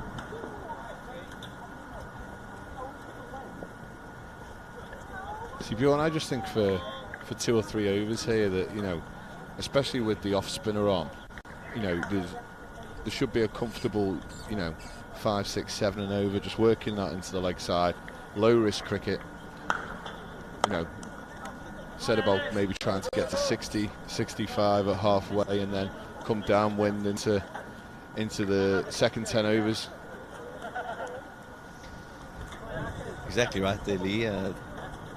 They don't need to play risky, flashy cricket here. They just need to do the basics right, run hard, hit it in the gaps on the ground, and the runs will come. You pick up 7 and over, and you're right there in the game. Just noticed quite a shift change. Obviously, talking about Wales adapting to the game.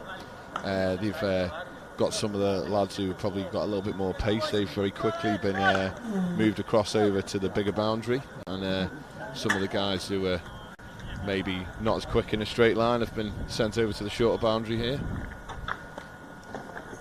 It's good thinking by the captain, Ian. See, he's still Scott, at can you check if there's people like shaking my scaffold? long off, marshalling the troops.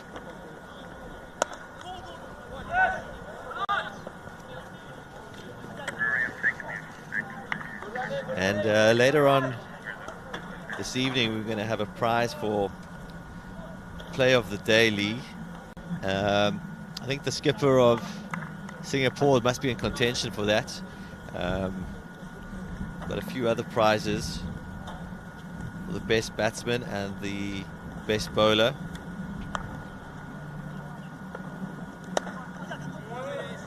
We're going to push here.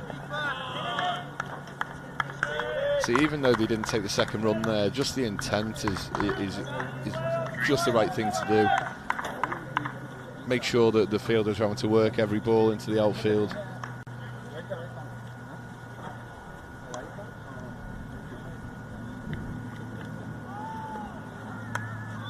Oh, that's cruel. Strong swing of the bat there from the captain, Manpreet. No slip in place at this stage of the innings, and that has raced away. Welcome boundary for Singapore. That's their 50 up. Big outside edge. 4 runs in the scorebook, Lee. You won't mind too much about that. Just with at this particular stage, you know, with the keeper up, you know, is that the line that you'd be?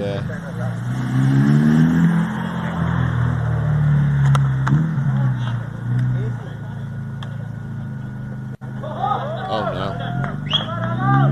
Well, all of a sudden, in the space of a couple of balls there and 2 boundaries,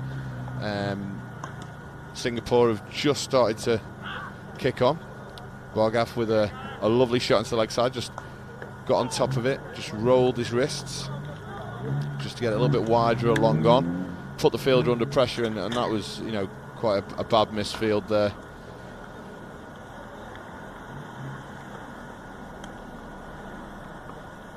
It's amazing how often this happens, though. You know, a streaky edge down to third man, followed up by a misfield, and then a wide, and then all of a sudden, you know, there's 10, 11 runs in absolutely no time. You look at the scoreboard and they're on 57.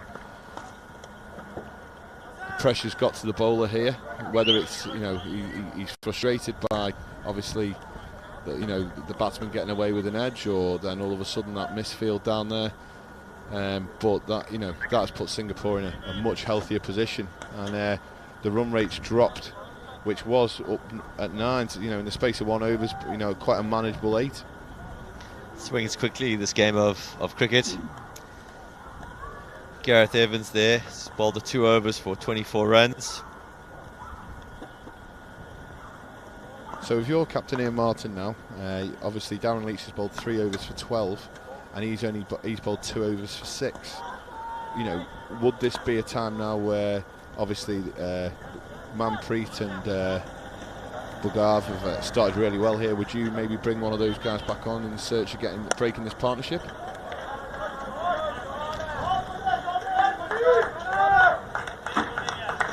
That's definitely an option I'd look at. The wickets, it's a tricky one because he hasn't played a lot with all his teammates, Ian. But it's, I think Darren, I think you want to maybe save him one for the end, but it might be worth bringing himself back on to bowl now to pick up another wicket, because he was looking really, really useful.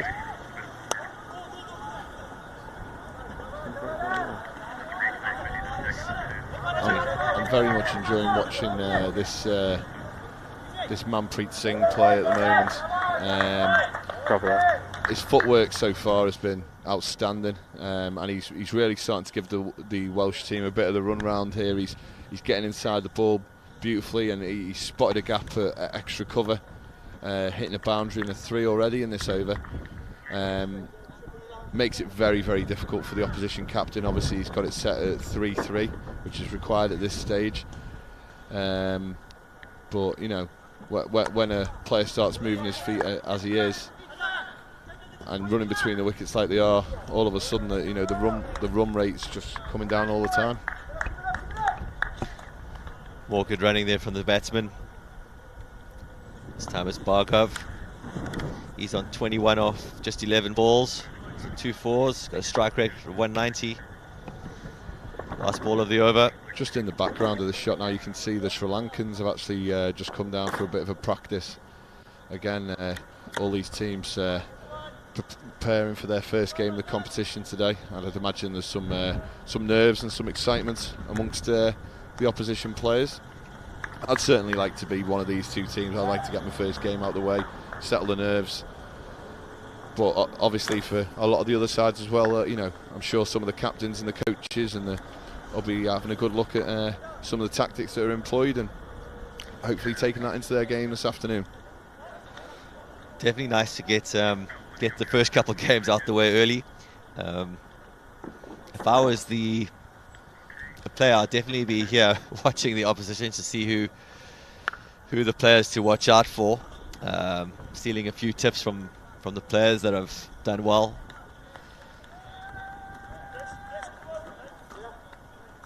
So 10 overs up at 70 runs for just the 3 wickets. I mentioned earlier, Lee, that we've got a few awards to give out.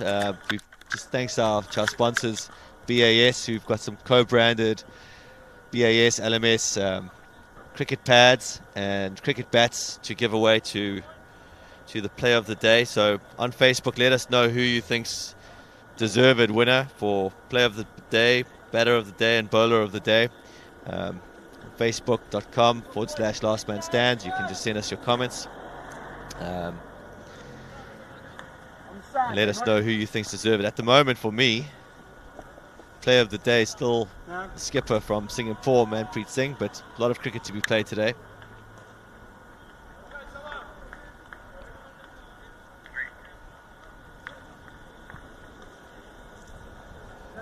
So like we mentioned, the bowlers now are going to be coming into quite a strong breeze now for these second 10 overs. Just speared in by Tom Blackwell there. And, you know, these two batsmen here, Bhargav and the captain, clearly very comfortable at running between the wickets, and they've turned a lot of singles into twos here in the last 5-10 minutes. Just walking past us in front of us at the moment, Bjorn's the Australian side. And seen Marcus North there, and he gave a wonderful talk last night to the players, who thoroughly enjoyed his Q&A. Really nice guy, good to have around. Australians lucky to have him in their squad. The Aussies need to do a bit of gym, they're looking a bit skinny there.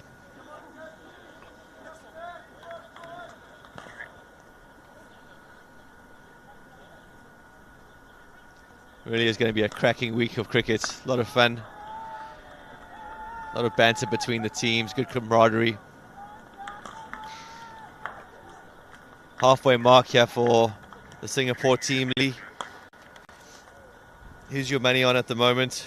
Can they take it home for their team, these two batsmen? I'd probably say at the moment I'd probably prefer to be Singapore. They've probably lost maybe one wicket more than I would have liked, but I genuinely believe that you know, Wales have probably used, you know, most of their bowling up top. You know, obviously Darren's only got 1 over left, and the captain Ian Martin's got 2 overs left. But I do think if these guys can manoeuvre the ball around for the next 5 overs, it'll put them in a very strong position. Ideally, you know, they need to get at least one of these guys retired, just to give them that extra option. Yeah, for Singapore, I think the key is Manpreet to get to his 50. If he can do that, then they'll have a very good chance of winning this game. Wales missed a trick not bowling in out his full 4 overs from the other end. He's going to be bowling into the wind this side, and it's going to be a bit easier to hit with the wind. That's a great shot. And that there, Bjorn, is exactly what we've been trying to get at. That was nothing more than a well-timed punch down the ground, and that has smashed into the side screen. Cameraman got a bit nervous there as it's headed towards him. Let's have a look at the replay here, Lee. Great balance. He's just punched that, hasn't he? Head was in a beautiful position there. His hands have come through, you know, and a check shot down the ground. Lovely camera work by QTV. Well done, guys. And all of a sudden, after, you know, in the space of 3 overs, being behind the run rate, they've got ahead of the run rate here, and, you know, far more manageable for the Singapore side. And I know that the captain will be scratching his head a little bit now, thinking, you know, they definitely need a wicket. In particular, they need to get out Manpreet Singh. Really is a classy batsman, isn't he? Using the feet again there.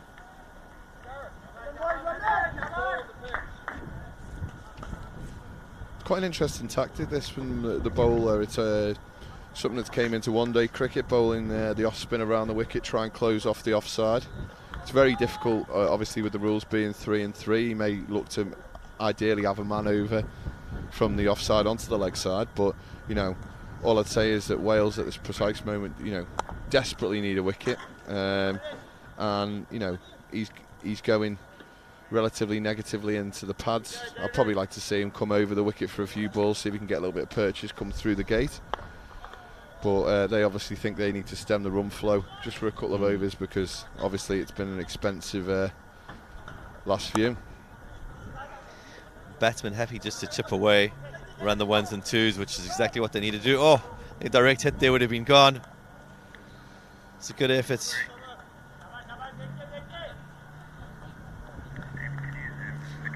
That's Tom Blackwell. The field there wasn't far away from the stumps. And just very quietly, Bhargav is 34 off 18 balls, and he really has batted beautifully.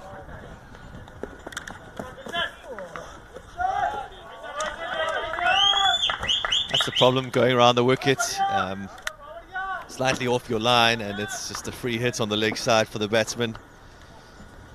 Just flick that away.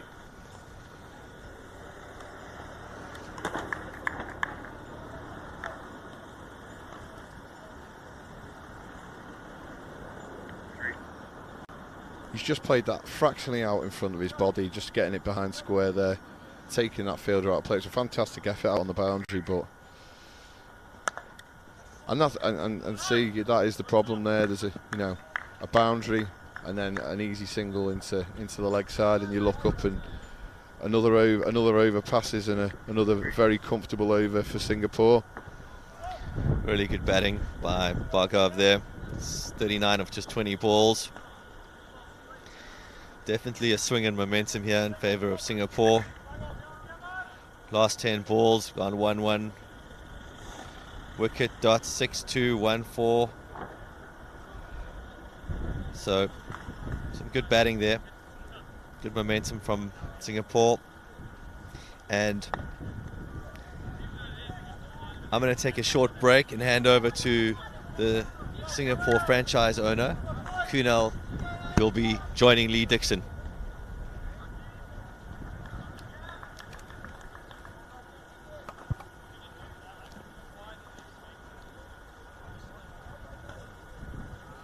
Very good morning to you, Kunal. Good morning, Lee. Beautiful conditions. Beautiful conditions here at Chester. You boys must be loving being out there with the first game of the day. Yeah, of course, beautiful conditions here, good weather for cricket, and beautiful ground as well. So when did you guys from Singapore land into the country? We came yesterday on Saturday morning. So quick touchdown, bags in, and then down to the ground, was it? Yeah, we had a training session as well yesterday evening. Oh, that was close. It was very, very good work from the wicketkeeper of Wales there. The running from your boys in the last 5 overs has been very, very good. Yeah, they have taken a lot of ones and twos, especially they converted ones into twos. These two look very accomplished batsmen. They've moved their feet very well against the slow bowling. Yeah, they are the main batsmen of the team. Bhargav, Manpreet, the skipper. Beautiful drive to the offside, just for a single. So I'd imagine you guys would be happy for this sort of partnership, just to continue them moving the ball around with the odd boundary for a few more overs. Yeah, of course. Seems like Bhargav will complete his 50 soon. He's on 42 of 33. Then I think one of them should stay, because once you retire, then new batsmen come in. So at least one settled batsman should be there. So Manpreet is doing a good job here with settling down, and Bhargav is a bit more attacking. Just rotating the strike again, Bhargav just running it down to third man for a single. This is Tom Blackwell, who obviously scored a very fine 50 in the first innings. Yeah. I mean, in terms of bowling, he didn't do much. He's not so affected, but in terms of batting, really well. Yeah. The captain Ian Martin, who's bowled 2 overs for 6, is returning now. He bowled very well to your left-hander earlier on. He cramped him up for room. Be interesting to see with this wind coming down towards us here, whether Manpreet and Bhargav continue to use their feet. Yeah.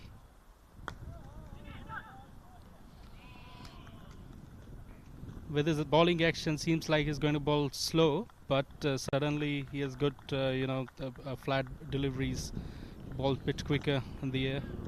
Yeah, he got a wicket at LBW earlier in the innings where the ball just came on a little bit quicker. Yeah. It'll be interesting to see if your boys kind of look at Ian Martin as someone who's had success earlier in the innings and maybe are happy to see him off and target some of the other bowlers who've been less economical. Yeah, well bowled, and he has a good, loop in the air as well. So he mixes it up. Sometimes he's slow, sometimes he bowls flatter as well. Not so easy to hit him. We've just seen there from Manpreet, he's just tried to get under the ball there, and it wasn't quite there, and he's managed to knock it down to this long on boundary for a single. Yep. But I really do think at the moment Singapore just need to keep ticking along on what they're doing. Oh, that's a big hit, and I think it's a 6. Yeah. What do I know? Hey, Kunal. What a fabulous shot that was. Yeah. He's just skipped down the wicket and flicked his wrists, and that's gone over deep mid-wicket. What a fantastic shot that was. I think he knows now he needs to speed up a bit of his game because only 30 balls left in the game. Yeah. From here, I think definitely seems like Singapore. But anything can happen in cricket. A couple of wickets from here can take the game away from Singapore. But yeah, if Manpreet stays there, because anyways Bhargav is going to retire soon if he completes his 50.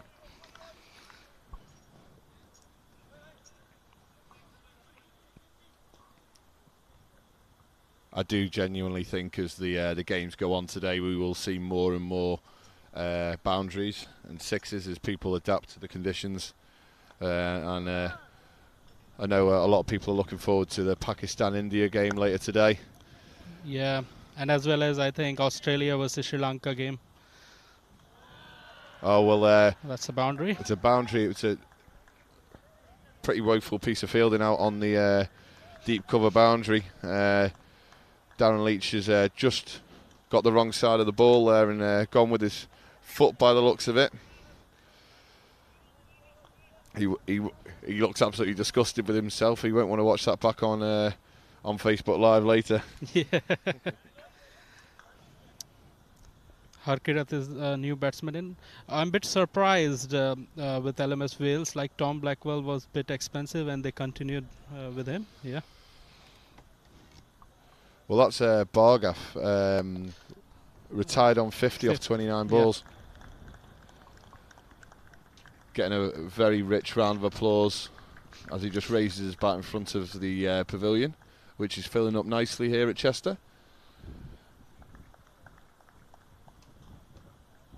I'd imagine you guys at Singapore saw this as a fixture which was a good potential start for you to your campaign.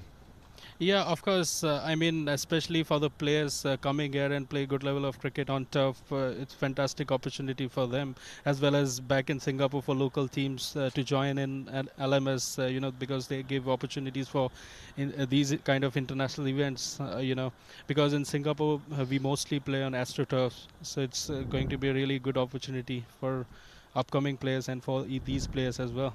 Yeah. So, have all your players travelled over from Singapore? Yeah, all are based in Singapore. Yeah. And do any have any cricket experience anywhere else in the world, or is this the first time overseas for all of them? No, two teams travelled to Cape Town last year for the World Champs, Marina Cricket Club and Singapore United Cricket Club. And one of the teams also travelled to Kuala Lumpur for Malaysian Open last year, as well as Spanish Open to Spain. Yeah.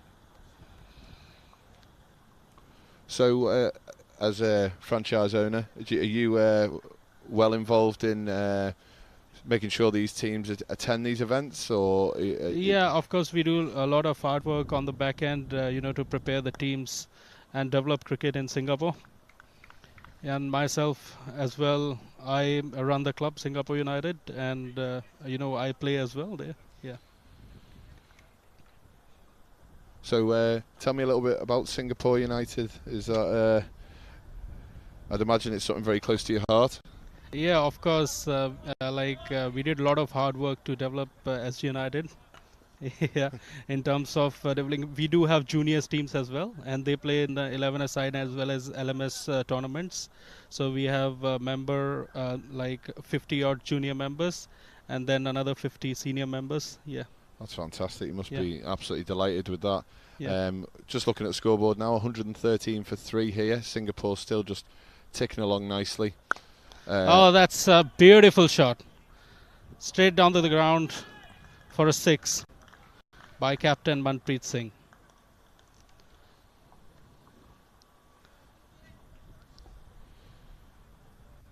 Some of his footwork so far in this game has been absolutely outstanding, Kunal. Yeah, is very technically sound in terms of batting, as well as you have seen earlier this day in terms of his bowling as well as fielding. He's quite quick.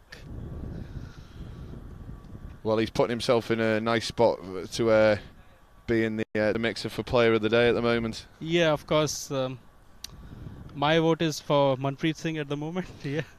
I think that's a solid choice from the Singapore franchise manager, Kunal, going for his own captain for player of the day. But at the moment, he's been the absolute standout performer in this match. And with about 5 overs left here, Singapore looking a very, very commanding position. Ian Martin's going to bowl himself out here. He realises it really is stick or twist now. Yeah. Quick single there. I'd like to see Wales maybe bring one fielder in to try and get a couple of dot balls, because I really don't think by just waiting for a mistake it's going to work at the moment. I think there's got to be a thought process to how we're going to take a wicket. Yeah, of course, I 100% agree with you. They are too defensive at the moment, because looking at the scorecard easily with single double, LMS Singapore will win this game quite easily with single doubles. So a couple of players in the circle could change the game. Yeah. Well, realistically, the only way that Singapore should what a great shot that is. Another one, and I think one bounce into the ropes.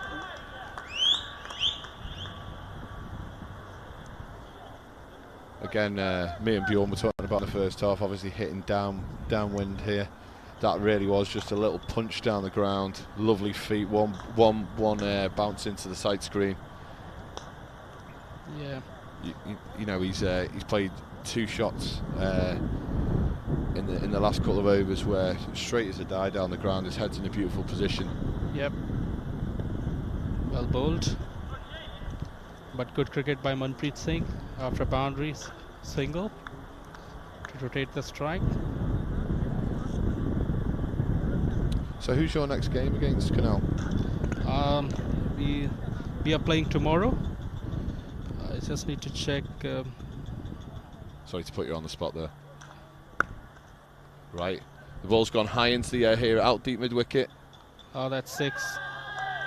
That was a slight misjudgment there. The fielder thought he was underneath it, and he just stepped in a fraction from the boundary rope. David Hughes. Small cry of anguish as that just dropped over his head. Ian Martin tossed it up. We are facing South Africa tomorrow at the Oval 2, 12:45 p.m. Had the pleasure of playing against South Africa on Friday in a warm-up game, Canal. They look like a very solid outfit, Yeah. very strong in the field. Yeah, of course, they are a tough side, and I think one of the best sides in this World Series. And we have faced their club's team in World Champs, and they were really difficult sides to play against. Yeah.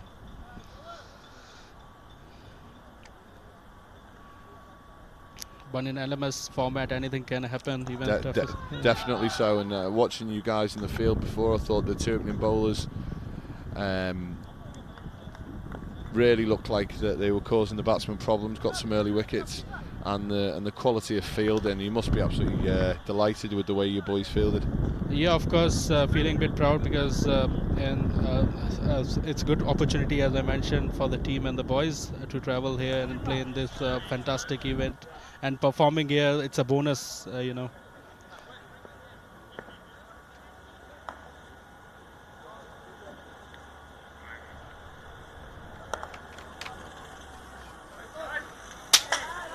That's a big hit. I'm very, very thankful for our commentary position having a roof there, Canal, because we were in real trouble there. as the ball sailed on top of our position here. Yeah.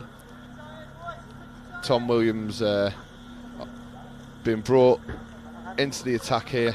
Obviously Ian Martin sensing maybe that it's not going to be Wales' day today, and having a good look at all his bowlers for the rest of the tournament.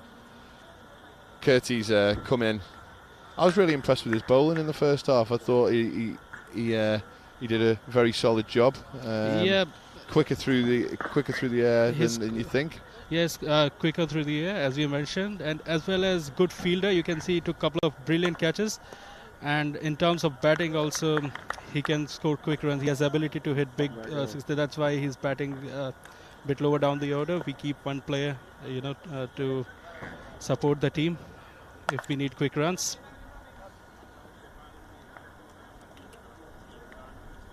So what's the plan for the rest of your day, Canal? Because I'm sensing that you must feel quite confident with only 6 or 7 more runs needed from this position that you're going to get over the line. What's the plan for the Singapore players today? You're going to take in some more of the games today? We are planning to watch the very next game, Australia versus Sri Lanka, because that's our group game. So, captain and coach can make some strategy to play against them. So players are very serious about their game. Their first priority is definitely cricket, so they're going to watch the game, and after that they'll be going out for lunch and relaxing in the hotel, and prepare themselves for tomorrow's game. Maybe there will be net session in the evening. So Darren Leach, who bowled quite an impressive first spell, 3 overs 1 for 12, is being brought back into the attack here. I think he'd have to probably come up with the best over of his life here to avoid a defeat for Wales. Oh, straight. Really good shot. Harkirat Singh, quite quick. 10 balls, 22 runs. And that just takes the pressure off Manpreet Singh as well. The fact that Curtie's just come in and got straight to his work also means as well that his captain's been able to see the job through without having to retire. Yeah, of course. I mean, otherwise it takes a lot of pressure on one player if the job is done by only one player. If you see the scorecards, like Manpreet definitely bowled well in the field also. He was quite energetic and agile. He took a couple of catches, and in terms of batting as well. So it's really good. A couple of players supported him. Yeah. See, my frustration here is obviously Darren's just dot ball and he's just beaten the batter. I really would have liked to have seen Ian Martin bring him back maybe 3-4 overs ago when Manpreet and Bhargat first came in. Cause I really think that was the opportunity for Wales to maybe try and get that one more wicket and open up an end. Yeah, of course, we think the same. And that's the easy victory now for LMS Singapore during their opening game against Wales to the boundary. So as the players shake hands here, it's been a very impressive start from LMS Singapore. Captain Manpreet Singh finishing 43 not out, Curtie with 26 not out, and finishing 151 for 3 with a couple of overs to spare. It's been a fantastic start to the tournament here. I'm sure the lads in Singapore are going to enjoy their lunch out in Chester today with a victory under their belt. Of course, and it's a good confidence booster for the guys to have a victory in their very first game against Wales. So it's a good start for them. Yeah, really proud of them. Yeah.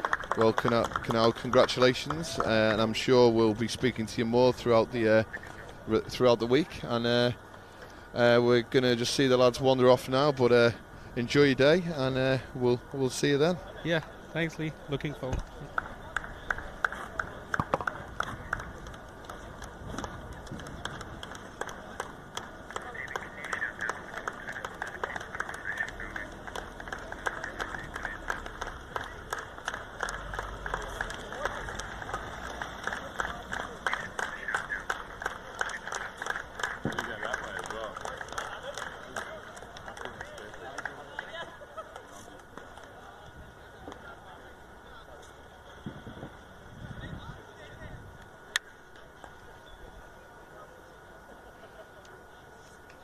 So LMS Singapore were victorious there in that first game. I can honestly say, Bjorn, the sun's come out here. There is not a cloud in the sky. There is no better place to be today around Chester than being able to come down and catch some of this LMS World Cup. It's fantastic setting here. Groundsman doing a little bit of a touch-up work, and the next game's going to be starting in 20 minutes, but we're going to have an interview shortly with Nick Compton, who was our guest of honor last night at the opening dinner, and he's a great guy. Was full of wits and humor, and players thoroughly enjoyed him. And what a chance now for the captains to be interviewed by legend of the game, Nick Compton. It's the grandson of the famous Dennis Compton. Man of the match, I think, is going to go to either Bhargav or Manpreet Singh for their little knock there. Nice cameo at the end by Harkurat Singh, 26 of 13. It just gives us a little insight, Bjorn, into the fact that you know, Singapore do have that little bit of extra firepower down the order. You know, Bhargav and Manpreet Singh showed what quality players they really are in those middle overs. Moved the feet beautifully, hit a few really strong shots down the ground. But Curty came in and just showed that, you know, given the opportunity, he can hit a few big bombs. And it's a good, very good middle order. I might be tempted, if I was Manpreet, to move myself up the order there. I think he could be a useful opener and balance the batting lineup a bit if he was opening up there. But see what happens as this tournament goes, if they play around with their batting order. Talking about Nick Compton, obviously one of the guests of honours last night. He was fantastic with some of the junior players from our club last night. They were really enjoying listening to him. I know a couple of them even managed to get him to play a little game of one-on-one bounce in the changing room as well, which was a fantastic experience for them. Marcus North came down as well, and you know, really is a fantastic opportunity for the players from some of these franchises to spend time with, you know, guys who played at the very highest level. I think we're going to switch over to Nick Compton for an interview, post-match interview with the players.